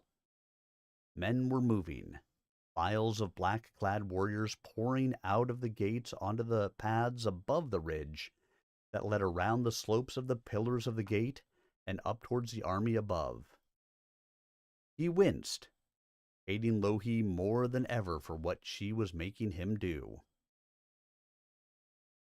Slowly, very carefully, he began to shift his shield once more, as Kermorven, breathless, came bounding down to his side. "Easy now," breathed the king. "There's time enough, and with luck, we need only give them a slight lesson." "I hope so," grated Elof, fighting down his nausea. But it was too late for regrets. The first mass of warriors had reached the hill's edge. So had the light. Flame and fire flashed up as it touched. There was no chill in the bodies of men to match that of the ice. Like heedless insects, they rushed into that burst of sunfire. And like insects, they blazed up, withered, and dwindled to a charred nothingness. Those at the light's edge were not instantly consumed, but leaped and capered as it touched them, and burst into little pillars of flame. Those behind fell back, blinded, and found their hair and clothes catch about them. This way and that they rushed, fell on the steep slope, and rolled crazily downhill through the melting snow till they fell like blazing starstones out into the abyss. The disk of light played searingly back and forth across the hillsides, splitting stones, steaming snow, and blasting the black earth beneath to white powder. There was no shelter from it, for even those who sought to spring up, shrieking as air like the breath of some immense furnace wrapped itself around them, flaying their skin and blistering their lungs. The light began to tremble then, till Kermorven put a steadying hand on the edge of the master shield, countering Elof's unsteadiness. But it was more also than his foes could stand. From shameful defeat they had fled to the fastness of the gate. That to them embodied the ice's conquering invulnerability, only to find it menaced also, and themselves driven forth to perish against a force they could not understand, let alone fight. That point of sunfire seemed to them more fearsome and awful than any of the terrors and wonders by which the ice had fastened its thralls upon them. A greater, more devouring horror than all the dark rituals it demanded. It broke more than their onrush. It broke them. They obeyed that ancient enthrall and died instantly, or they cast it off and fled. Still they streamed from the doors of the gate, but no longer in any order, and not towards the shield walls on the distant slopes. This way and that they ran, scuttling like pale things from beneath an overturned stone, no longer thralls of anything save their own terror. In pride and despair, some flung themselves down from the heights, or ran headlong into the flame, but most fled incontinently into the vale or the hills once more. And they perished in the hardships of the days that followed. A few who kept some shred of sanity fled southward, around and behind the slopes where Kermorven's army stood, for there neither ice nor sun could reach them.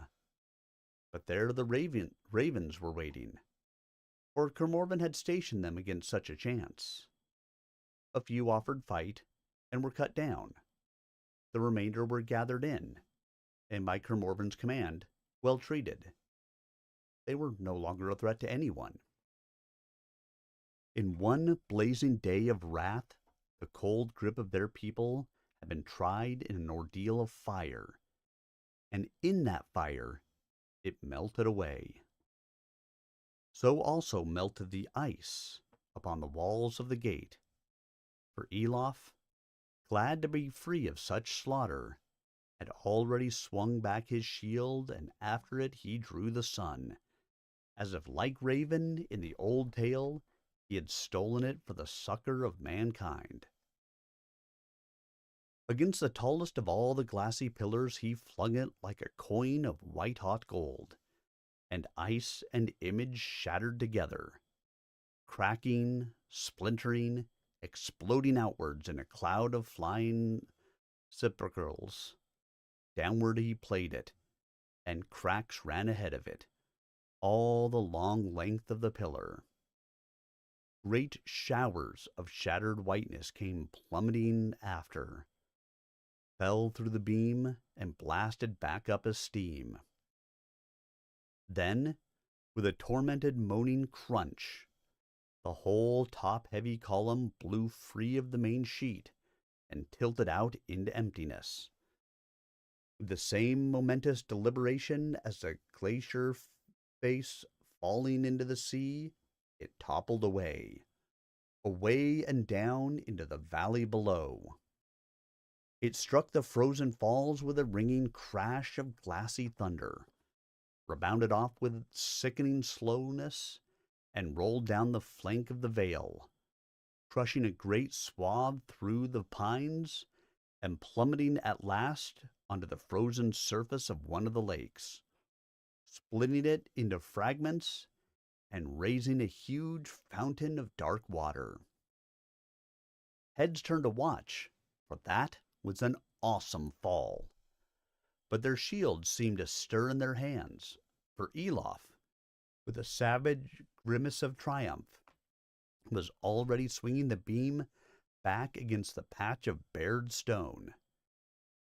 Back and forth it coursed, and as the cold stone grew swiftly warm, the ice began to melt outwards. A growing stream of meltwater poured down, and the searing air boiled into the gap. Cracks exploded along the wall, and suddenly, with great tearing crashes, pillar after pillar began to tear free under its own weight and drop down into the chasm. All the army of Morvenhall cheered wildly as they felt the power in their own hands blast those daunting walls to nothing. Even Kermorven was yelling in delight, crying out ancestral vows of vengeance for the raising of Morven. Only Elof's face was grim, a mask as set as any Equesh shaman's, feeling the might of the sun tearing at the heart of his foe. He caught Kermorven's eye, and called, "Is that enough of a taste for her, think you?" Kermorven nodded, and signaled to his men, and through the rumble of falling ice, the bright-voiced horns rang clear. For long moments it seemed as if there would be no response from within the gate. It stood there, silent and unmoving, while its shattered ice continued to sizzle and melt and fall away from the heated stone. Angrily, Kermorven signaled that the call should be repeated more loudly, and his heralds blew till they were scarlet-faced.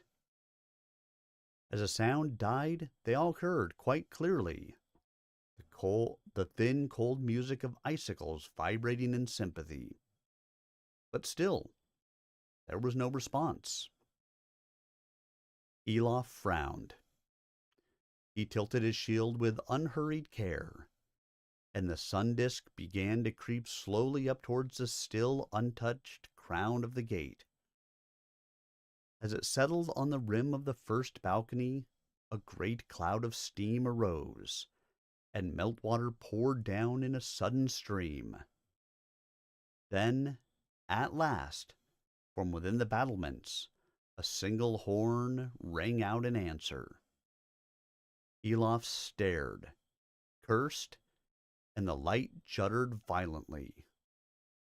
Within the very heart of that blazing orb, full in its glare, a door had opened, and onto the central dais of the balcony, raised high upon stairs, stepped a majestic figure. About her blonde hair the fire danced in a corona of light. Against the sleek whiteness of her robe, that sunblast shimmered and glowed. Yet neither she nor the shadowy shapes behind her shriveled or vanished, or seemed in any way affected. She leaned out, resting her hands lightly upon the balustrade before her, and a swift whiteness seemed to course along it, spreading as milk whitens water, glittering as it grew thicker, radiating cold flashes of rainbow hues from the true sun overhead. As it ran out along the outer battlements, men filed out behind it, true tall warriors of the Ekwesh, but with their black shields painted only with plain bars of white. Elof knew them at once for men of the Hidden Clan, deepest and most fanatical votaries of the ice. And behind them other shapes came lumbering, nightmarish, inhuman, trolls and worse beasts of shadow. Elof had no eyes for them, for he had glimpsed another, slighter shape, fair-limbed and slender in a corsetlet of bright mail, helmless so that her short, dark hair showed. She came to Louhi's side as she beckoned, suffering an arm to be laid about her slim shoulders, and inclined her head to rest it against the white-clad breast. "Well, brave men of Morvenhall," called a smoothly mocking voice, "what of all your brave deeds now?" "What indeed?" Kermorven shouted back. "We have defeated your army, driven away your rear guard, and shattered your walls of ice. If you do not surrender and submit yourself to us, we will melt the very stone beneath you." The laugh that drifted down was sweet and silvery. "Will you indeed? And can you now? See, I bathe in this brightest light of yours, for the heat is not in it that can burn me. I drink such petty fires and make them my own. Ask the clever smithling who made you your toy. And so what then, my brave man-child? You must move swiftly, remember, for your power dies with the day's end, and the night is mine. What then, man-child? What then?" Looks of dismay flickered across men's faces, much as the heat across their shields. But Kermorven smiled calmly. "What then? Another dawn, my Lady Louhi. And by that dawn, you will be alone, and your life at risk. Can all the ice stand thus against men, with such power as this in their hands? Whatever a winter achieves, the first sons of spring will undo more swiftly. Your power is slow, my lady, so slow that but for its strength it would be laughable. And now we have found a greater. You are defeated." The bright peal of laughter that drifted down to them sounded disturbingly true. There was almost an affectionate ring to it, delighting as a child might in the absurd follies of a child. I defeated? Believe me, my fair lordling, those of my kind are not so easily defeated, nor lightly slain. The great ice has come and gone many 1,000 times since this world of ours was gathered out of dust and given to us to direct. Do you really think your toy can change that at a few strokes? But let us suppose it might. Have you thought what must follow? She shook her blonde hair till it foamed about her shoulders and fell across her breasts. Of course you have not. But, man-child, the ice you would melt, what will become of it? It will not simply vanish, will it? It must turn to water, of course. As much water. And what then? Her voice hardened suddenly and became queenly, regal, stern as cold steel, mirroring the light that played still about her. Fool! Shall I tell you what must happen? Into the seas that vastness of water shall flow, as all waters must, and swell them mightily, and they shall rise and overwhelm the land, and with it shall sink all the petty realms of men, and the last pitiful hopes of your ill-starred race. Destroy the ice, and you destroy yourselves. A shudder of dismay fell across the army at her words, and the disregard she still showed for the consuming sunfire. Rumor rumbled among the ranks, but it was Kermorvin's turn to laugh. A broad, confident chuckle, not at all like his rare outbursts of mirth. He meant it to be heard. Lady, he laughed. You have learned to threaten well, but you threaten too cleverly for simple folk like us. If the ice cannot overwhelm all the land as ice, then why should it do any better as water? Answering guffaws broke out among the ranks, and the mood of the army was turned again in an instant. But Elof did not laugh. He could not take his eyes from that slender figure by Loki's side, all but eclipsed by her brilliant light. No, lady, said Kermorvin then, growing more grimly serious with every word. I fear nobody believes you. But I tell you this, even if I did, still all your threats would not divert me the breadth of one of your fair golden hairs from my purpose.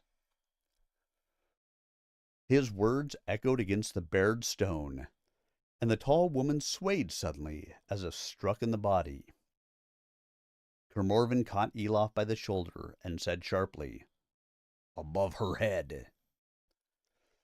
Elof hissed his agreement and tilted back his shield with minute precision.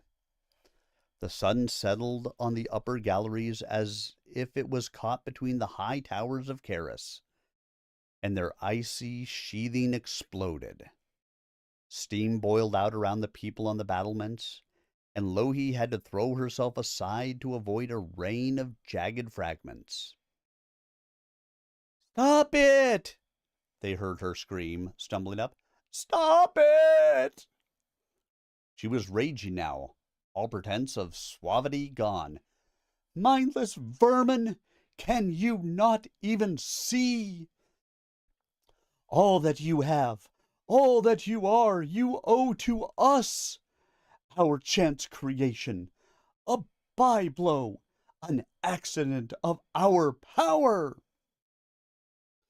With savage precision, Elof shone the sunlight closer. Then he stopped abruptly as he saw her hurl a figure forward against the balustrade. It was Kara, looking out with wide, alarmed eyes among the boiling steam, but making no effort to struggle. The sun's image shook and danced wildly in his quivering grasp. "You!" yelled Louhi, and he had no doubt whom she meant. "Master Smith! It was your mind dreamed up this pretty toy. Who else among your vermin kind would have the wit? And it's your hand that sways it now, I'll be bound. Well, do you turn that meddling hand away from me, away from the ice, or you'll see its power at work indeed. This creature you claim to care for, though little she thinks of you now, what of her when your beam is upon us? I need only lift my hand from her, and she'll burn to ashes as swift as any common mortal. And what then? We may not die, we higher born, if we are unbodied against our will, but we do change, and change in the changing. She is weak, and change hangs over her, a change neither you nor I can guess. Bring it upon her, little Master Smith, and how will you ever find her again within the puny lifespan of a man? And would she know you if you did? Elof shot a horrified glance at Kermorven, but even as he did so, and before the king could answer, the whole great army of shields parted as one, as if they moved of their own accord, dispersing the light in many directions. Elof bowed his head. "Your will is in them," said Kermorven somberly. "When it is so strong, they heed it even as it forms. You must turn it again, my friend, or we are lost." "But there must be something we can do!" cried Elof in dire anguish. "What then?" Kermorven demanded bleakly. "Rescue her?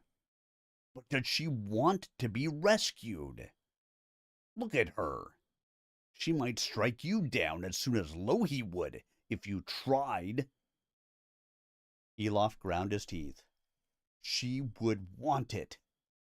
She will. Can I but win her away again? You should know there are shackles upon her, though you cannot see them." "I know," said the king bitterly. "But can I set her against all the lives at risk, all we have spent already, all the future of this world? If you cannot nerve yourself to it, I could not blame you. But I hold the Master Shield, and if I must—" "Kermorven!" cried Elof, desperate with anger and alarm. "The ruin of all that is yours would not deter you, you say. But who are you to command the ruin of mine?" Rock and Ill sprang up, for they had seen his hand drop to the silver hilt. Grimorvan did not answer. Instead, he said this: "We have a minute, while Loki is still gathering her wits. A swift strike at her might free Kara. It is a better chance than none, at all events." "I could crawl close," offered Rock hoarsely, "with our best archers. Fetch down the bitch with an arrow." Kermorvan shook his head. "They are watching for that, those guards. Elof, what could reach that balcony in time? Catapult? No, too inaccurate. If only I still had my hammer.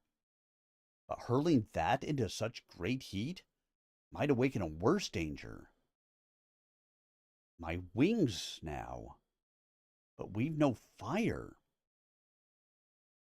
A thin, faint smile hovered about Kermorvan's lips. "Do we need it?" Elof slapped hand to palm and swore. Within minutes he was strapping his wings about him, and Ills, with infinite care, was directing a growing number of shields around and onto his corsetlet. For long moments he felt the flaring radiance envelop him. His sight flamed scarlet, and his skin prickled agonizingly. Then it faded, and his broad pinions drove the searing air from about him, beating with a promise of strength they had never before known. His whole being seemed to tingle with energy, and he grew impatient for his sight to clear. When it did, Kermorvan stood before him, in full armor and helm. "Can you bear a heavy burden thus?" "Kara, you mean? Twice over, with ease." Kermorvan nodded, lacing his helmet tight for battle. "Then you can bear me also. You may need me to occupy that guard." But you're the king." "Of where, save for my friends? You more than any, perhaps. And Kara was my friend also." The gray gold blade slid from its scabbard.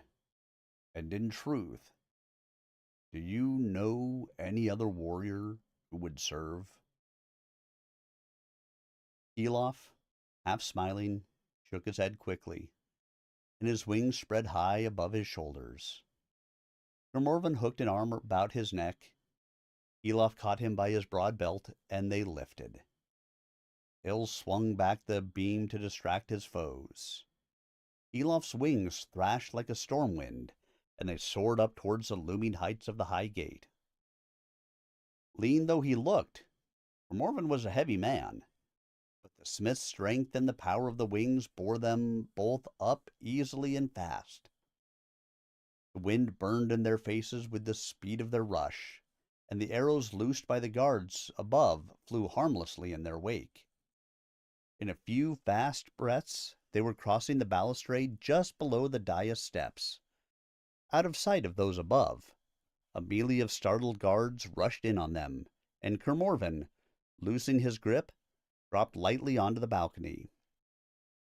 His feet skidded upon the rimed tiles, but in the very act of recovering his balance, he hewed the first comer's head from his shoulders. Elof angled his wings and bowled down 3 more, one right over the balustrade. The others dropped back, shields raised, and Kermorvan sprang at them. Elof, drawing Gorthar, was turning to speed up the steps when he heard a scream of wrath from above, and from below a warning blare of horn calls. A speeding shadow fell across him, and he twisted around in alarm, squinting up at the dark shape that dived out of the sun's glare toward him. In that blaze of light he judged his distance ill. His first thought was only to warn. His second, that he was responsible for the king's safety, at whatever cost. With that thought, the shadow was on him, and the collision sent him spinning around in the air, his ears ringing with the terrible cry of pain. Gorthar was wrenched from his fingers. He saw something plummet past him and crash upon the balcony tiles, and heard from above him an echoing scream and a peal of sobbing laughter. Then, as he rolled upward and regained control, he himself screamed at what he saw there. It had the ghastly clarity of a dream. The slender form of a woman arched high against the sun, the wings that were her arms flung back from her outthrust breast, and standing in it among a flood of scarlet, the shining hilt of a black-bladed sword. It seemed an endless age of agony and horror that she hung there before him. Then it was as if she crumpled up around the blade that transfixed her. She toppled sideways, her wings folding about her like a shroud, and even as he leaped out to her, crying her name, she fell away in a cloud of black feathers into the deep vale below. After her he sped, so fast the wind whipped the very tears from his eyes, but it was hopeless. For all that long fall, Elof's eyes never left her, but of what thoughts passed behind them, no chronicle can tell. Light but swift she fell, the merest speck plummeting into the distance, lost to him in an instant against the dark waters of a new opened lake, still churning with the icefall. A frozen moment passed, and a speck of white leaped up upon its surface. A rage of whiteness swirled there a moment, and Kara was gone. In a void he whirled, and a void opened within him, a raging turmoil of agonized emptiness and loss. The shouts he heard he heeded without understanding, less will in him than in the least thing of his devising. Back against the balustrade he crashed, and would have fallen had hard hands not hauled him in. There was Kermorven, his mail spattered with blood, Ohi's guards scattered, writhing, or still about his feet, but in his eyes a greater horror dwelt. "You were right," whispered Elof. "She attacked." But Kermorven, his lips set hard and gray as cold granite, was lifting something from among a mass of splintered tiles. He hefted it a moment, his head bowed, and stretched out his hand to Elof. In it was Elof's hammer. Light and dark seemed to spin around in Elof's head, forming a cruel mask of a face, stern, gray-bearded, cruelly lined, laughing a bitter laugh that echoed into infinite emptiness, mocking the twisted web of destiny that twined there. It was the face of the Watcher, the image of Vade. It was not his own, and yet somehow he knew that it laughed for him, because it had never learned to weep. But he himself, it is said, rose shakily on his knees, staring at the hammer that Kara, in one last defiant act of love, had risked her existence to bring him. Risked, but she had never dreamed the risk was from him.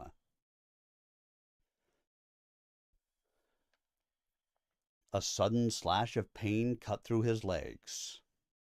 All thoughts save one died and shriveled in his mind. All fire save one in his heart.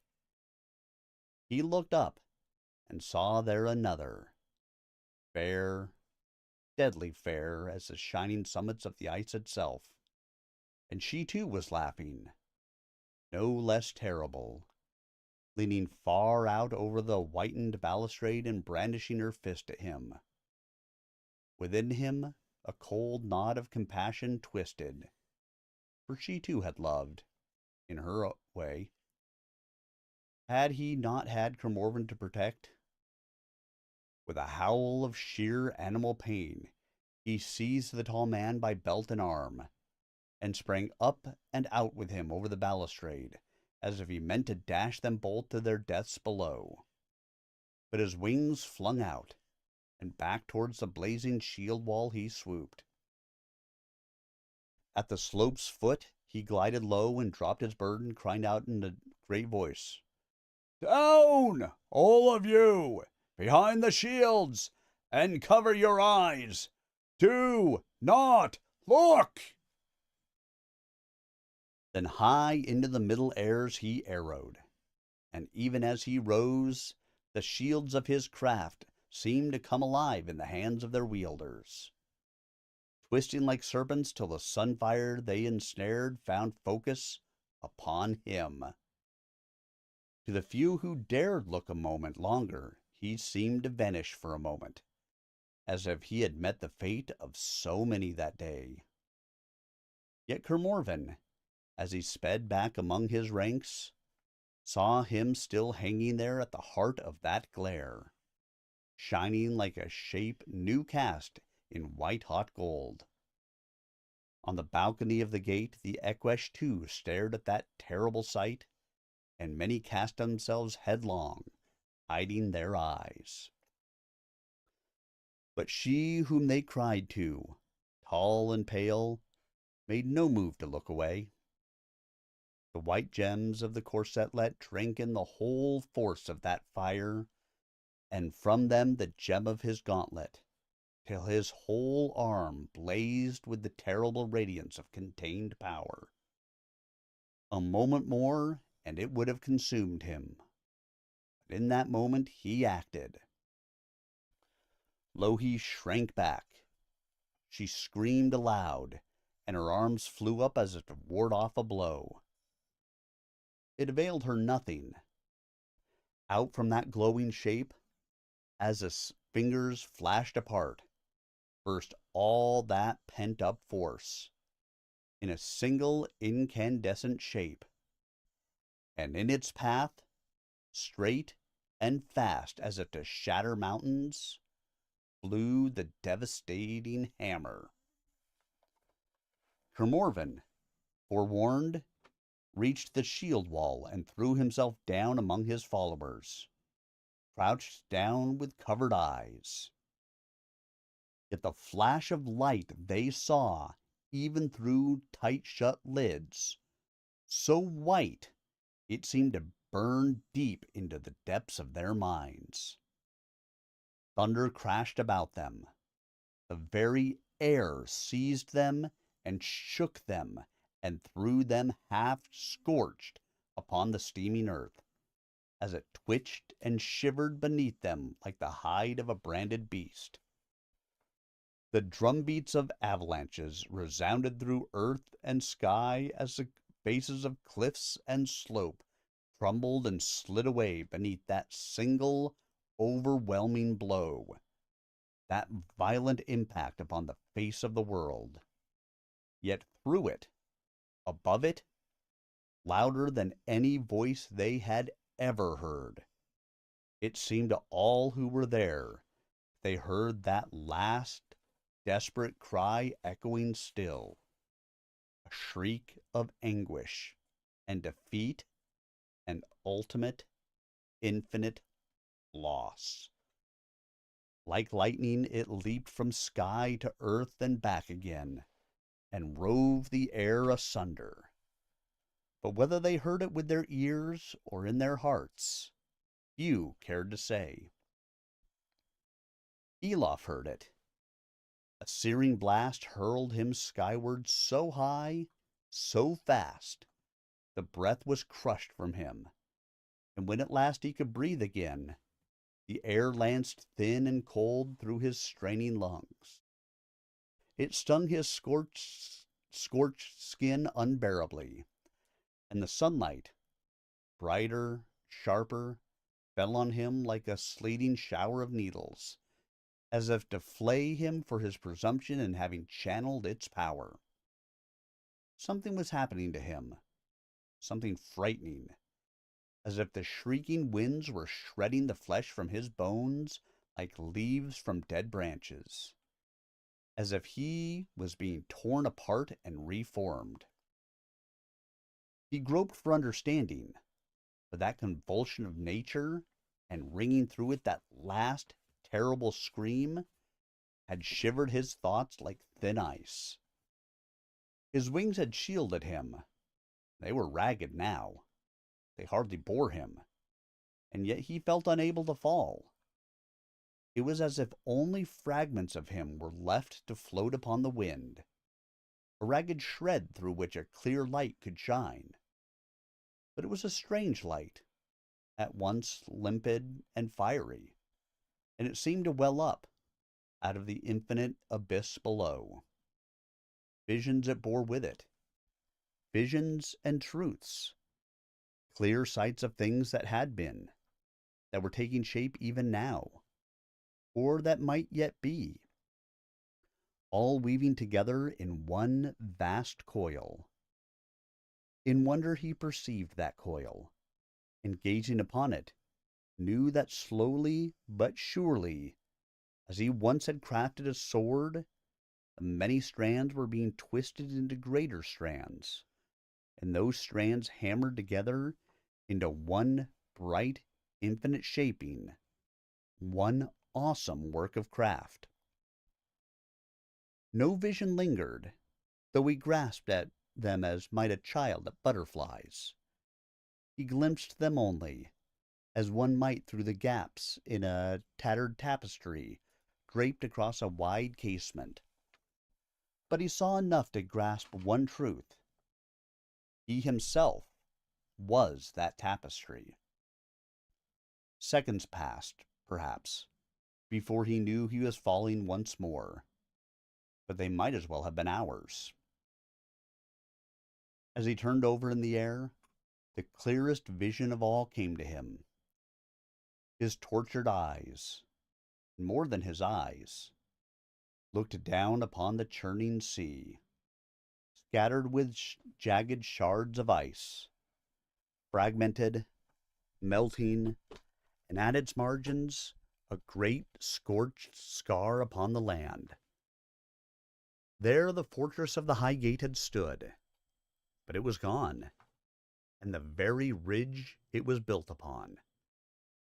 The mountains that flanked it still stood, but their faces had collapsed in rubble into the yawning gap. And through that gap, bounded like a horse newly freed from harness and stall, the sea came rushing in.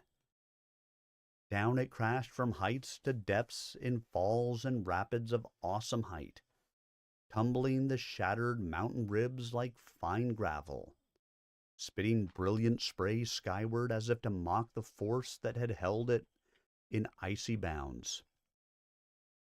Into the upper reaches of the Yeskianis, still frozen, it spilled, and further downstream the ice bulged up from beneath and exploded into floating shards as the dark waters swelled.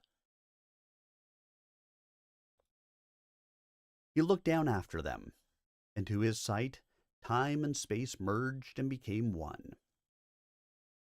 Down the river of days he followed their surging progress, and watched the ending of a land.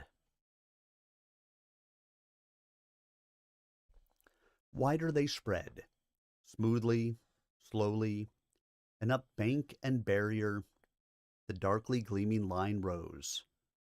There was no wave, no wash of devastation, only a smooth, slow devouring.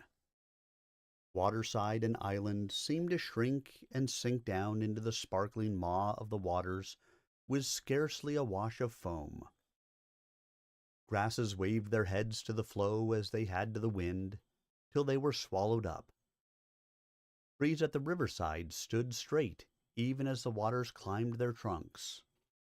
Only at the last, like men awakening in a sinking ship, did they flail their dark heads frantically. Their fear availed them nothing. They too sank. But down to the haunts of men that fear was swiftly borne, by the waves that lapped at wharf and wall, boomed at water gates and shook bridges.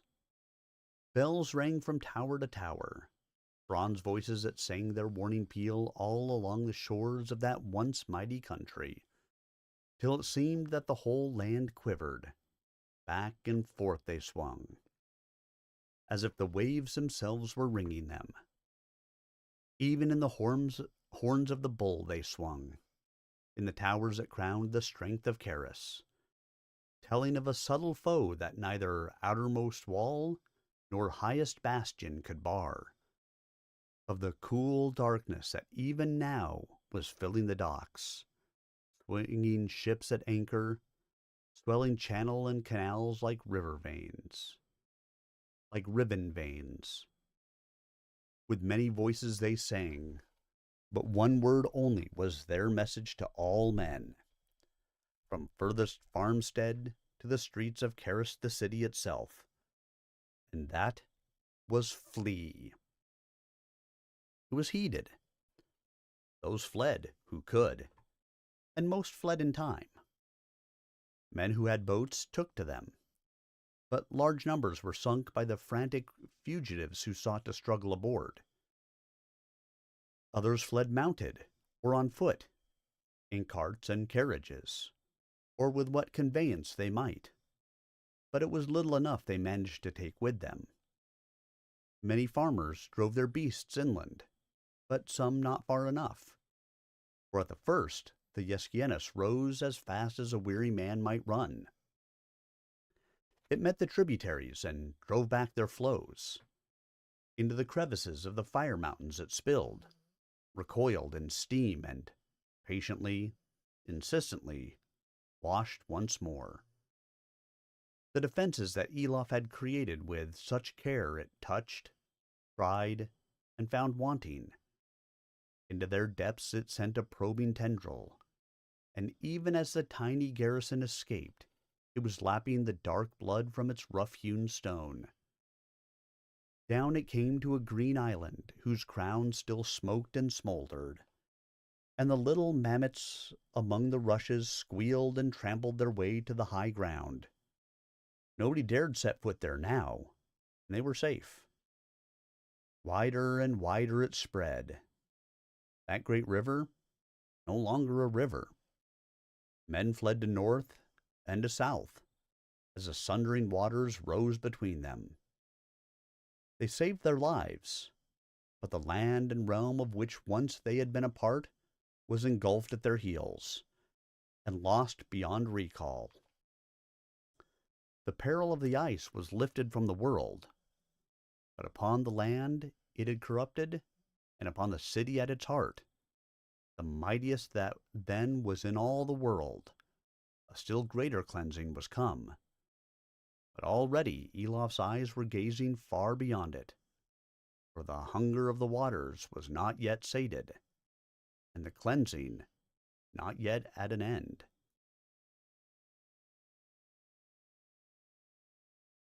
All right, guys. Well, we've come to the end of Chapter 11, so we've got Chapter 12 left next week.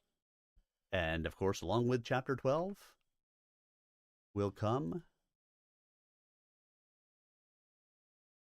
the end of the book. Because we'll have Chapter 12, we'll have the coda, we'll have the appendix, and all of that stuff that comes along with it. So,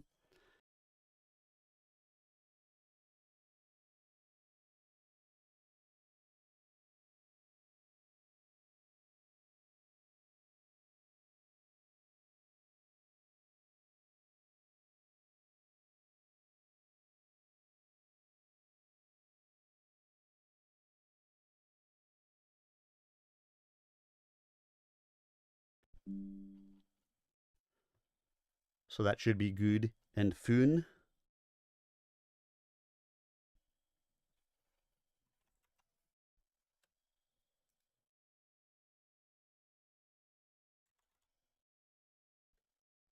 Fun, at least, for all of us who have been enjoying it so far. Hope you guys, enjoyed seeing the breaking of the great High Gate, the winning of the battle, the destruction of the High Gate. the destruction of Kara. So come back next week for the conclusion. Of course, looking ahead to the rest of the week, tomorrow will be VTT night. And then Thursday will be Stompy Mech night. As always, thank you to all of you for coming along with me this evening. The greatest gift that you can give to a streamer is the gift of your time. And I appreciate that you guys gave me the gift of yours this evening, whether it was for 5 minutes or for 3 hours. Hope to see you guys again a little bit later this week. Reminder, if you missed any of this chapter or any of the previous chapters, you can catch them all on my YouTube channel. I'll have this one uploaded by probably a little bit later this evening. Have a great night, everybody, and I will see you all, hopefully, a little bit later this week. Good night, all.